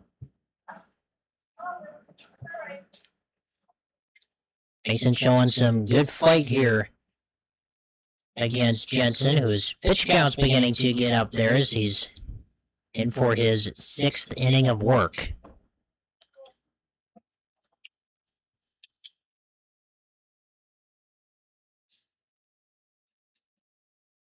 Another payoff. Swing and a miss, strike 3. Sequin goes down swinging. There are 2 away. And that'll bring up Isaac Pullman. This is the same breaking pitch that got a couple of guys early on in this game, and Sequin are really good at bat, battling a lot, getting good contact just off to the left side of that third base bag, and then kind of pulls the mat right out from underneath him. The runner goes, pitch taken for a strike, throw on a second, and one hops and is not in time. Stolen bag for Patazik. Runner in scoring position. 6 ribbies for Pullman this year. That one is flared to left and foul.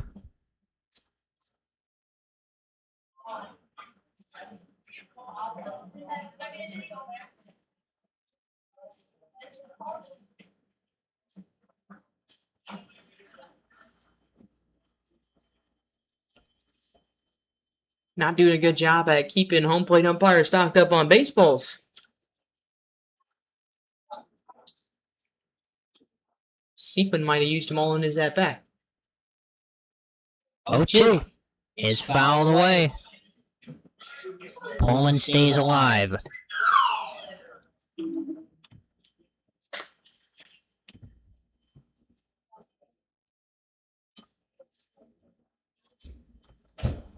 Blue Ribbons currently sit at 25-12 overall on the year. Their first year in the Wisconsin State League. The 0-2 to Pullman is swung on and missed, and that ends the inning.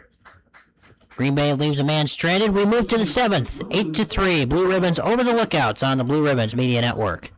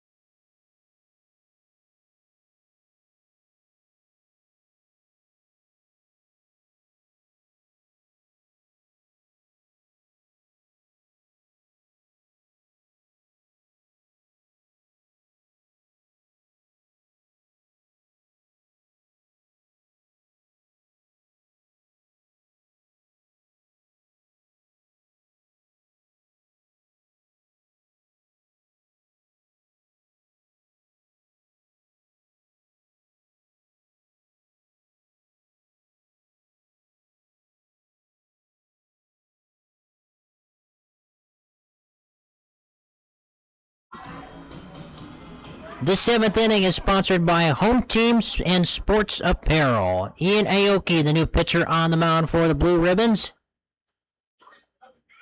He faces Michael Lampshire to lead off this 7th inning.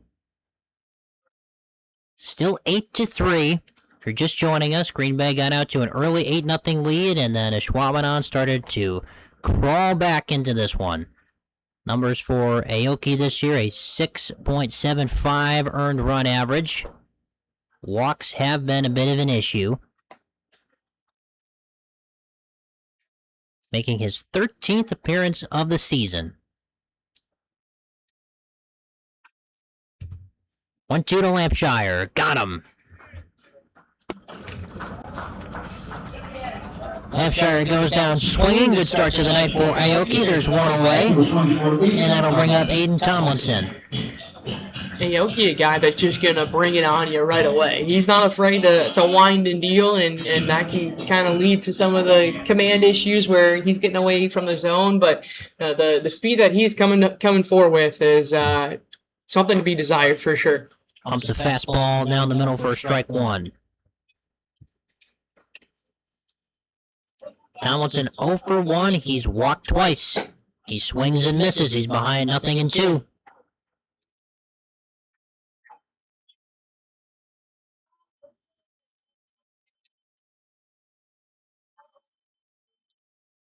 The next pitch is fouled away.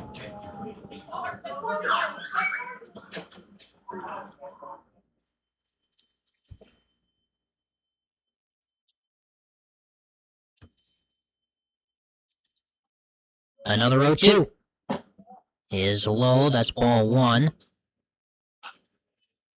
A 3-2 record for Ian.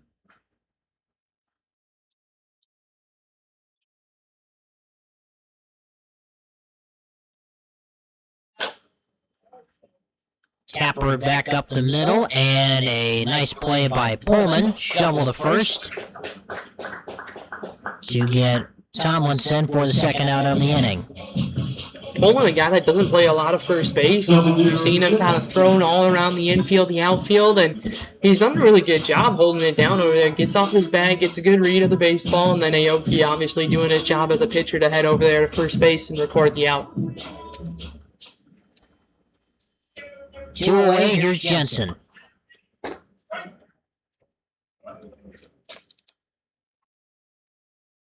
Aoki, one of a handful of fireballers that come out of this pen for Coach Alstein, and once again, he's ahead of the count, 0-2. Fastball's been really effective. Swing and a miss, and that ends the inning. 2 strikeouts for Aoki. It's time to stretch. 8-3 Blue Ribbons over the Lookouts on the Blue Ribbons Media Network.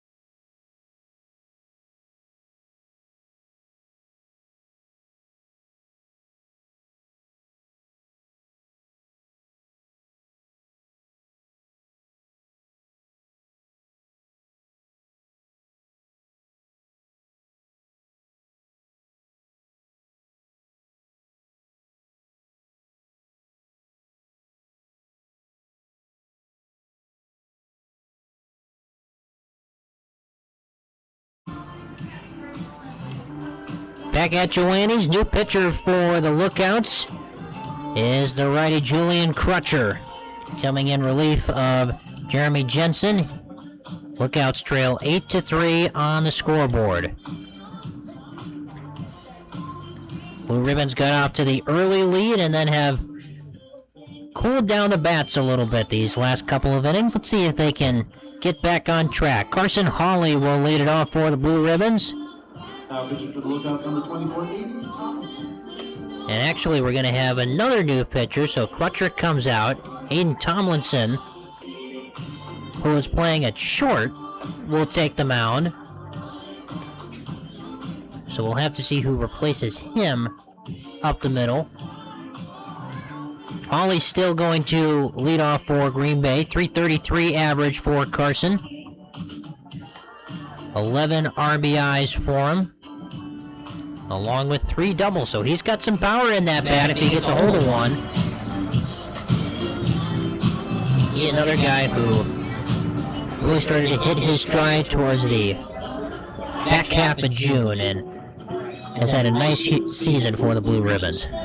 Yeah, I mean, not much more you can say from the Blue Ribbons than they are a dominant offensive team, and the pitching just hasn't been as great as they needed it to be at times. And that was really the story of this season. And in the big games, they just couldn't get the outs when they really needed them. And sometimes it was defensive miscues. Sometimes it was, just pitching right to somebody's bat. It is what it is. But this offense has consistently put up incredible numbers, and it's just super fun to watch. Like, if you're someone who's kind of on the fence about baseball, like coming along and watching a Blue Ribbons game where they're just going off offensively, like you can't deny that that's fun.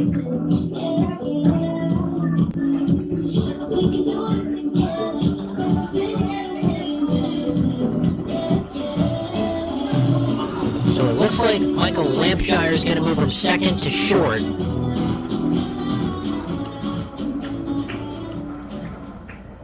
Clayton Monfels moves from right field to second base.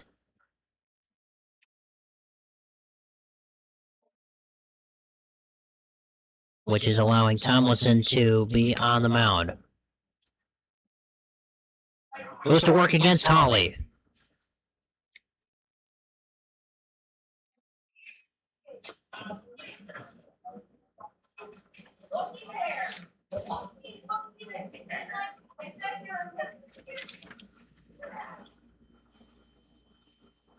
Ball one is hit into center. And on the run, making a nice catch, is Patazik for the first out of the inning. Number 14, Easton Engel. Leadoff man retired. Here comes Easton Engel. 2 for 3 in the game. Single and a double.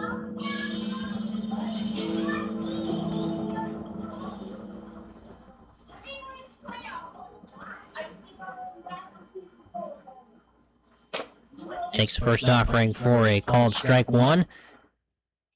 Score holds. It would put the Blue Ribbons at 26 wins to 12 losses. They would finish Wisconsin State League play 14-10, their first year in the league. That one is just a bit outside. That's ball 2. Right on cue. Green Bay has put together a pretty solid season, all things considered. I mean, there's been times where there's been a couple of stretches they've lost some games you argue to say they probably shouldn't have, and then again you win some games you probably shouldn't have. So it's a lot of fun to be a part of this. I know we talked early on. It's like, what would we do if Green Bay was a bad ball club? It was like, it just, you want to be a part of a team that is successful, a team that is, putting up runs and making it fun to come to the ballpark. And a lot of these guys are super enjoyable. So it's been incredible to be a part of in all this instance. A called strike 3 rings up Engel. Number 10, Drew. 2 away for Drew Saginski. That one just got a piece of the inside corner. Engel got fooled on that pitch, turned away from it because he thought it was coming a little bit further inside, and just on the inside corner of that clip.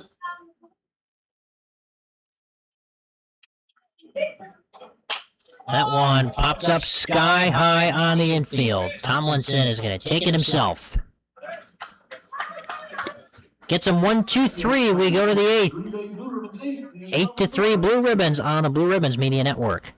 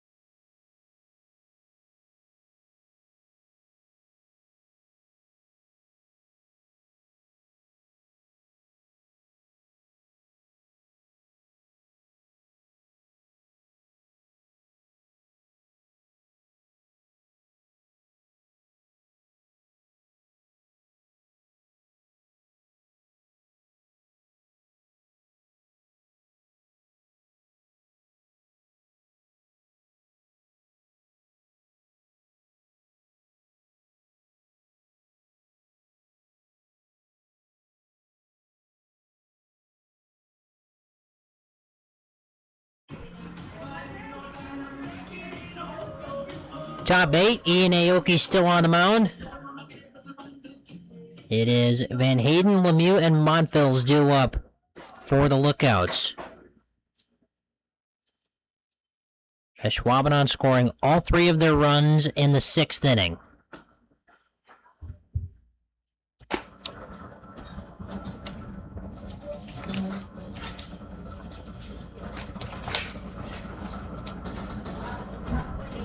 The 1-0 is grounded foul. Count even at 1-1. There's a couple of candidates for the catch of the game presented by the Willow Creek Lanes. You had a great catch from Easton Engel. Then on the other side, Alex Potancic made a great snag out in center field. Yeah, it was pretty back to back in terms of the 2 plays happening, which you don't get that many opportunities to make those plays. And you don't, when given the opportunities, often make those plays. It was fun to watch. Both really good reads on the baseball, really good jumps, and a couple of guys that have some burner speed out in center field, just going all out to make the play.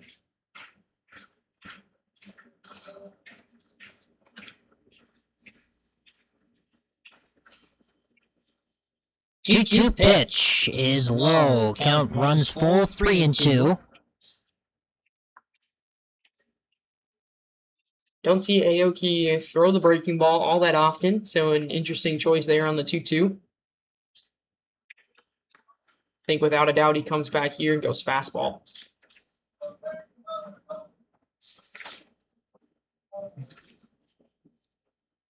Payoff pitch is upstairs. That's a leadoff walk to Van Hayden. Leadoff man once again is aboard. And this is where you cannot allow, like in the 6th inning, this rally to continue if you're the Blue Ribbons.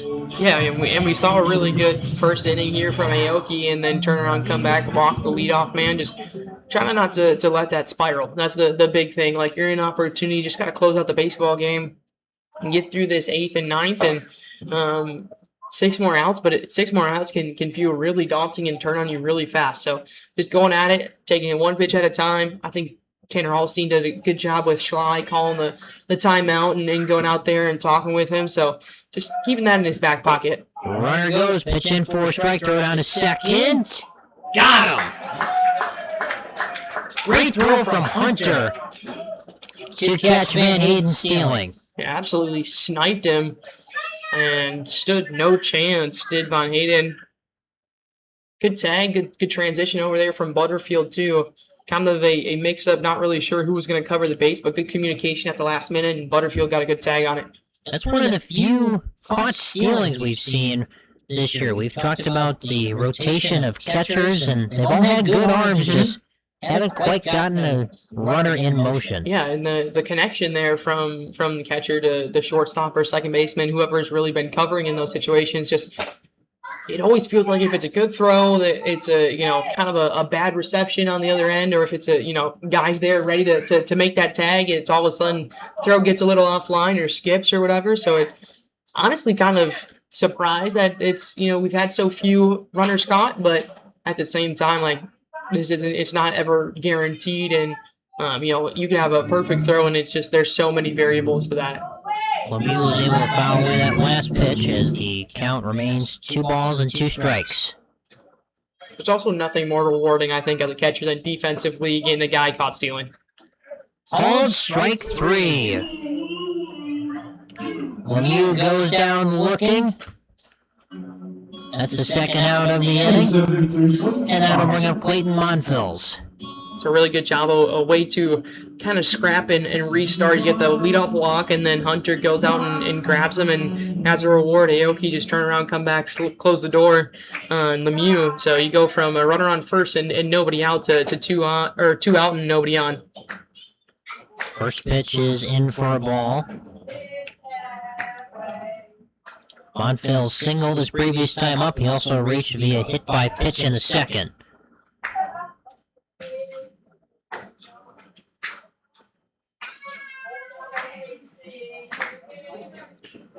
Two out in the 8th. No one on. And a 2-0 count to the Ashwaubenon right fielder Monfils. That's a rope right at Sajinski, and that ends the inning. Nice job from Aoki. Works around the leadoff walk. We go to the bottom of the 8th. 8-3 Green Bay over Ashwaubenon on the Blue Ribbons Media Network.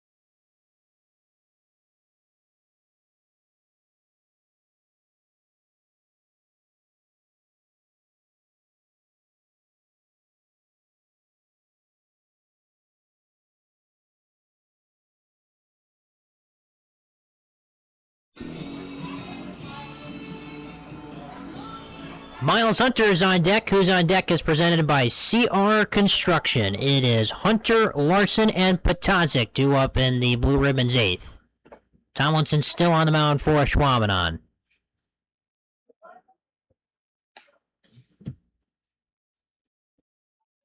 Eight to 3 Green Bay. They've out hit the Lookouts 9-6. Breaking ball upstairs. Not as many runners left on base in this game as there was a week ago. Only 5 left on base for Ashwaubenon, 4 for Green Bay. That one nearly rung Hunter upstairs.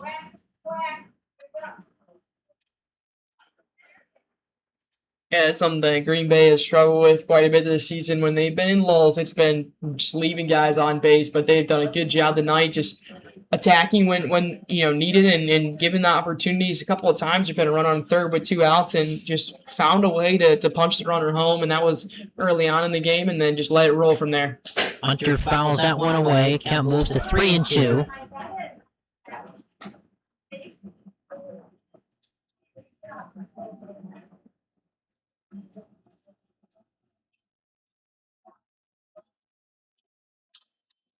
And the next offering is fouled away once again.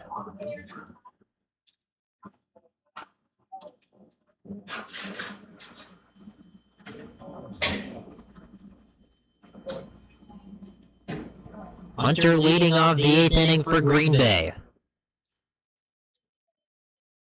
Payoff pitch. Swung on and missed. It squirts through the legs of Christensen. Hunter is going to be safe at first.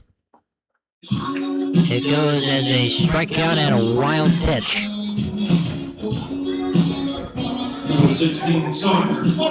Not the most conventional way to reach a base, but Hunter is aboard, and that'll bring up Sawyer Larson. And honestly, whatever it takes to get aboard, and I like the hustle there from Miles Hunter. A lot of times you strike out and you're frustrated, and it's kind of a slow jog to first base, but he took off hard sprint 90 feet right away, and that's really the reason he's on first base. Larson swings and misses.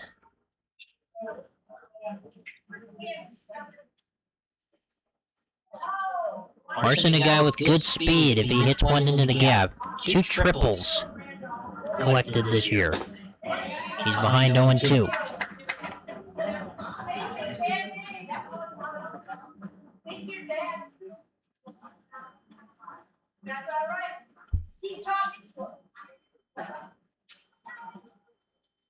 The next offering is hit into left on a rope, and nice catch by Jinky for the first out of the inning. Did not look like he got a good read on that baseball. Hit on a line from Larson's bat, and first step was back. Then it was like, oh crap, I got to come in a couple, and Jenke makes the play, but a good swing of the bat there from Larson. 1 away, 1 on for Jake Patazik.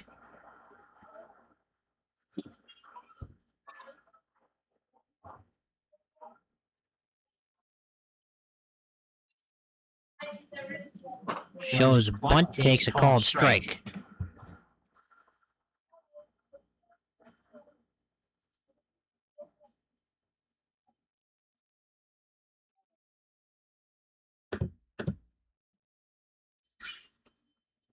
The 0-1, Patazik again shows bunt, and he takes.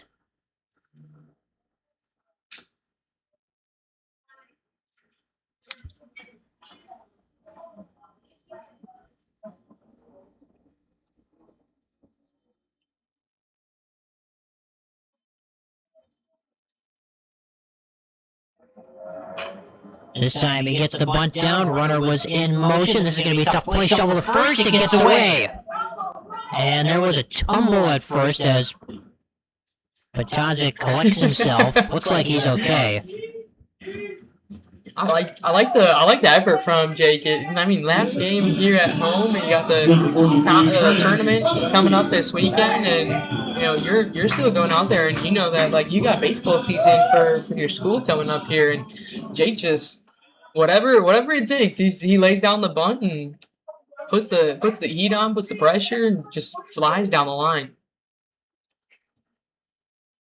Runner moves into scoring position for Trey Butterfield. And he was able to check his swing, it appears, as that pitch missed low.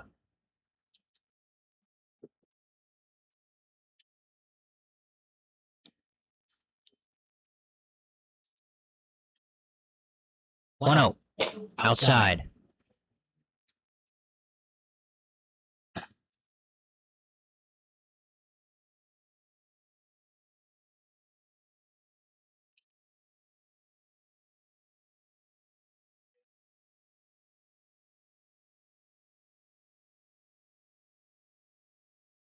2 on, only 1 down. The 2-0 is upstairs.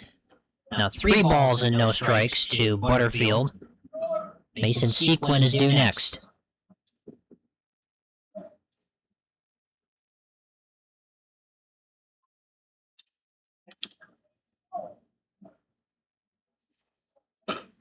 Big swing and a miss.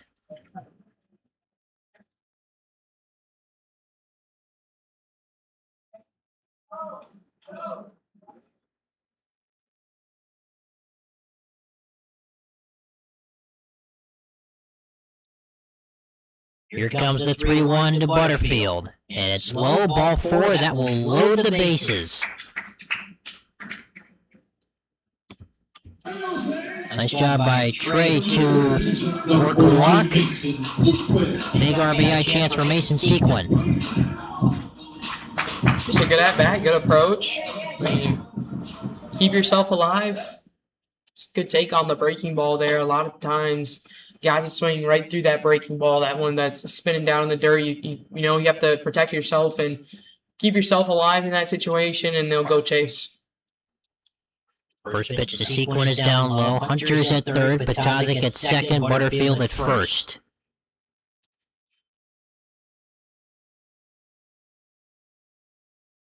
Next pitch is swung on and missed. I would just love to see Sequin stay short to this baseball and go barrel one up. He's had quite a few opportunities, just hasn't been able to really get hot this season. Here's a 1-1. Called strike 2.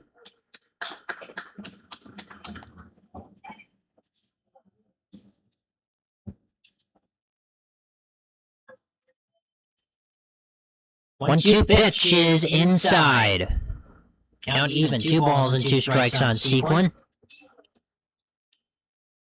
Isaac Pullman is standing in the on-deck circle. Only 1 away in the 8th. Pitch from Tomlinson is inside.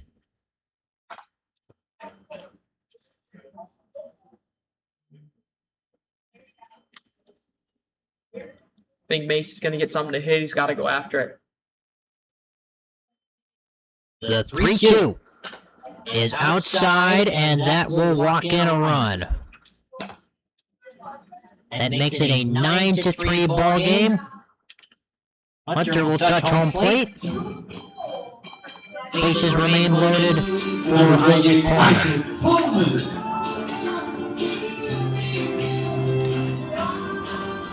The only fair contact made in this inning was the kind of push bunt from Patazik, second batter.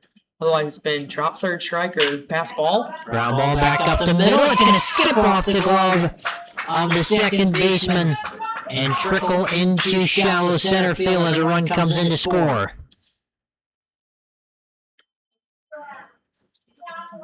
Ten to 3. Bases remain loaded for Carson Hawley. Number 19, Carson Hawley. Would you say Patazik reached on that bunt via an error, or do you think you give him a single for that? I think I'll give him a single for that one there. Big swing and a miss from Hawley. Of course, our scorekeeping unofficial, obviously. I have it 11 hits for the Blue Ribbons tonight. The unofficial official scorekeeper of the Blue Ribbons is D'Angelo. That's right. Count even 1 and 1. Hey, there's no scoreboard to correct me, so Exactly. as far as I'm concerned, what I say goes at this point. You're the boss.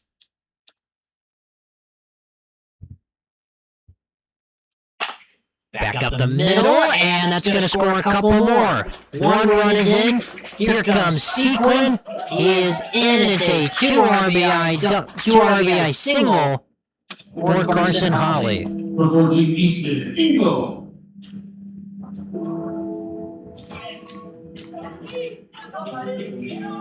Still only 1 down in the 8th, and 1 more run would end this game. What a way to do it, too.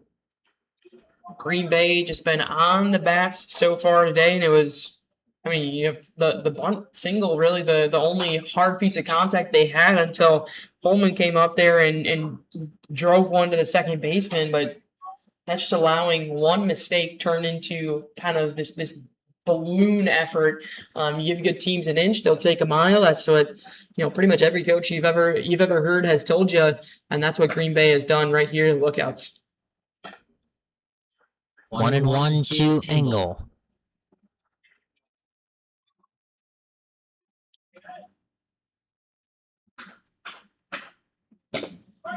That's a called strike 2.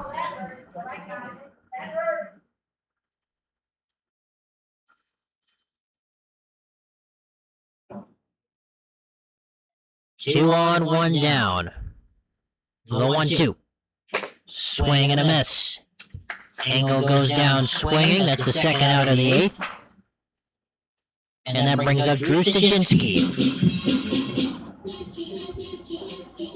Number 10, Drew Sajinski. It's on Drew to determine if we have a 9th inning or not.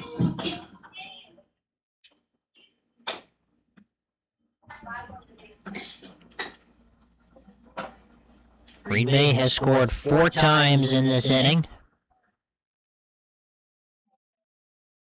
Chance to tack on some more and end this one for Sajinski.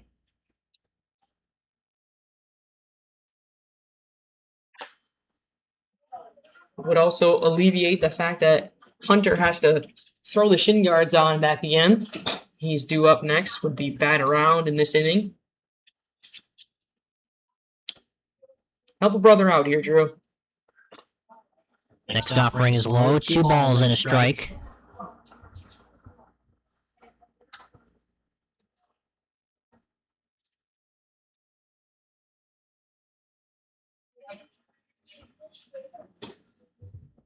The runners are going, and there will not be a throw as Pullman steals a bag. Runners at the corners in a hitter's count for Sajinski.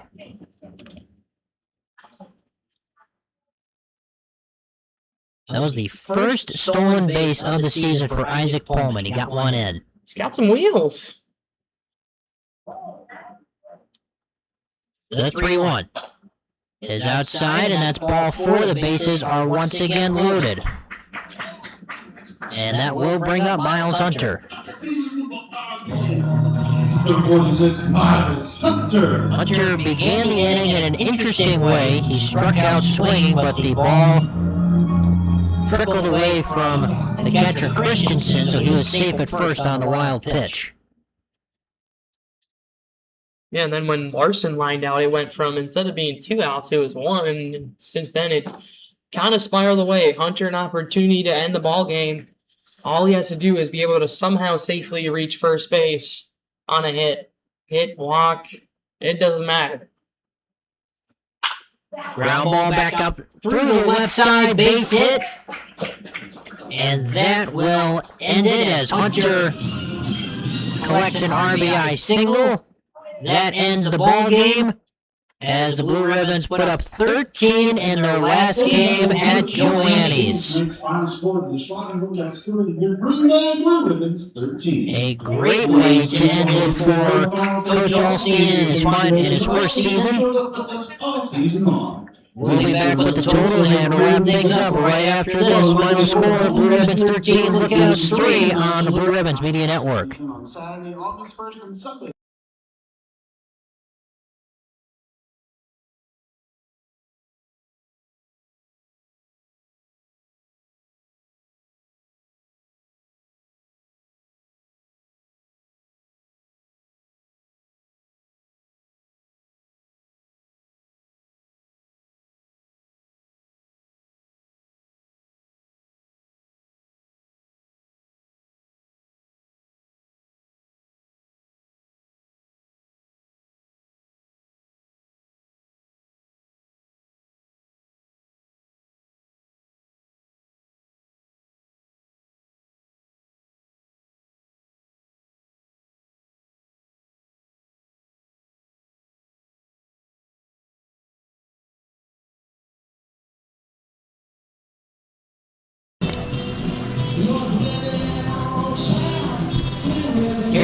scoring totals for the victorious Green Bay Blue Ribbons. 13 runs on 12 hits, no errors. The winning pitcher, Nolan Sell, went 4 innings.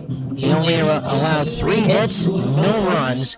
He struck out 3 for the Lookouts, 3 runs on 6 hits. They did commit 2 errors. The losing pitcher is Jeremy Jensen. The Blue Ribbons finished the year 26 and 12, I believe it was. 26 and 12, so winning 2/3 of your games is a great first season in the Wisconsin State League. They've got the Wisconsin State League tournament coming up this weekend. Sam, we close out these streams and games by asking for some final thoughts, and just your final thoughts on the year that it's been. How do you feel you've improved as a broadcaster? What was your experience with the ball club? Give it all to me right here. All right, I'll try to keep it as short as possible. You know I can get long-winded in those responses, but first of all, a big thank you to everybody that's been involved with the ball club. From Ken, Jen, Brad, Aaron, Craig, the list goes on and on. But everybody here has been so supportive of us, and the people behind the scenes that don't get the recognition, all the guys, they've really embraced us and be able to be in this opportunity. So super thankful for that, for the opportunity to sit beside you again to call some games here. And I think over the course of the summer, it's just how you prepare for a broadcast is really the way that I've improved the most. Just trying to go in every single day, have a kind of a focus point, a storyline, and just run with it, and then just being open to the variability of everything changing. I mean, we've had quite a few games rained out and learning a new system, going through the technical difficulties. So a lot of ways that I've grown, and just have been super thankful to spend a summer calling baseball games. I love baseball. That's probably my number one sport, right behind softball. And it's been a lot of fun, especially when you got a good ball club and a good partner beside you. I feel the same way. It's been such a...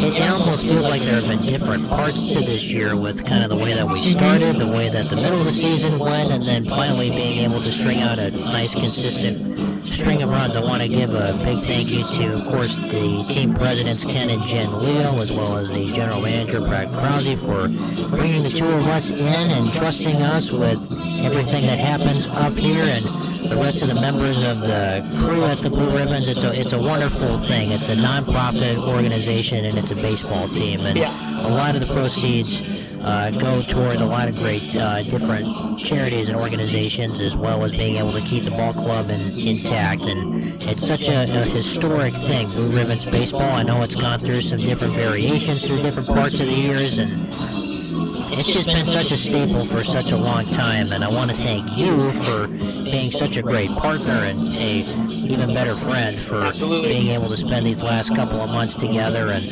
we would both love, we'll put this statement out here now, if the stars align in the right way. I know both of us would love to be back here again next year doing it again. 100%. But if this was the only year that we got in this iteration, it was a fun one. And thank you to all the players as well. We've said it a few times, especially these last couple of games, but covering a good team, a winning team, and a fun team. When we were doing the home run derby, and you just got to see the genuine joy and emotion, and these guys like being around each other and playing baseball together, which is what makes it even more special.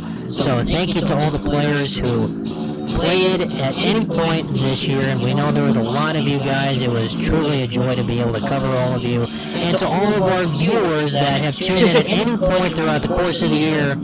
We thank you for being with us. If you tuned in for an inning, if you tuned in for a game, if you've been here since day one, we appreciate you greatly. And this is just such a wonderful organization and a great part to be a small part of it. So, for the final time this season, D'Angelo and Sam Marchant signing off on the Blue Ribbons Media Network. The final score, the Green Bay Blue Ribbons 13 and the Ashwaubenon Lookouts 3. This has been a presentation of Green Bay Blue Ribbons Baseball on the Blue Ribbons Media Network.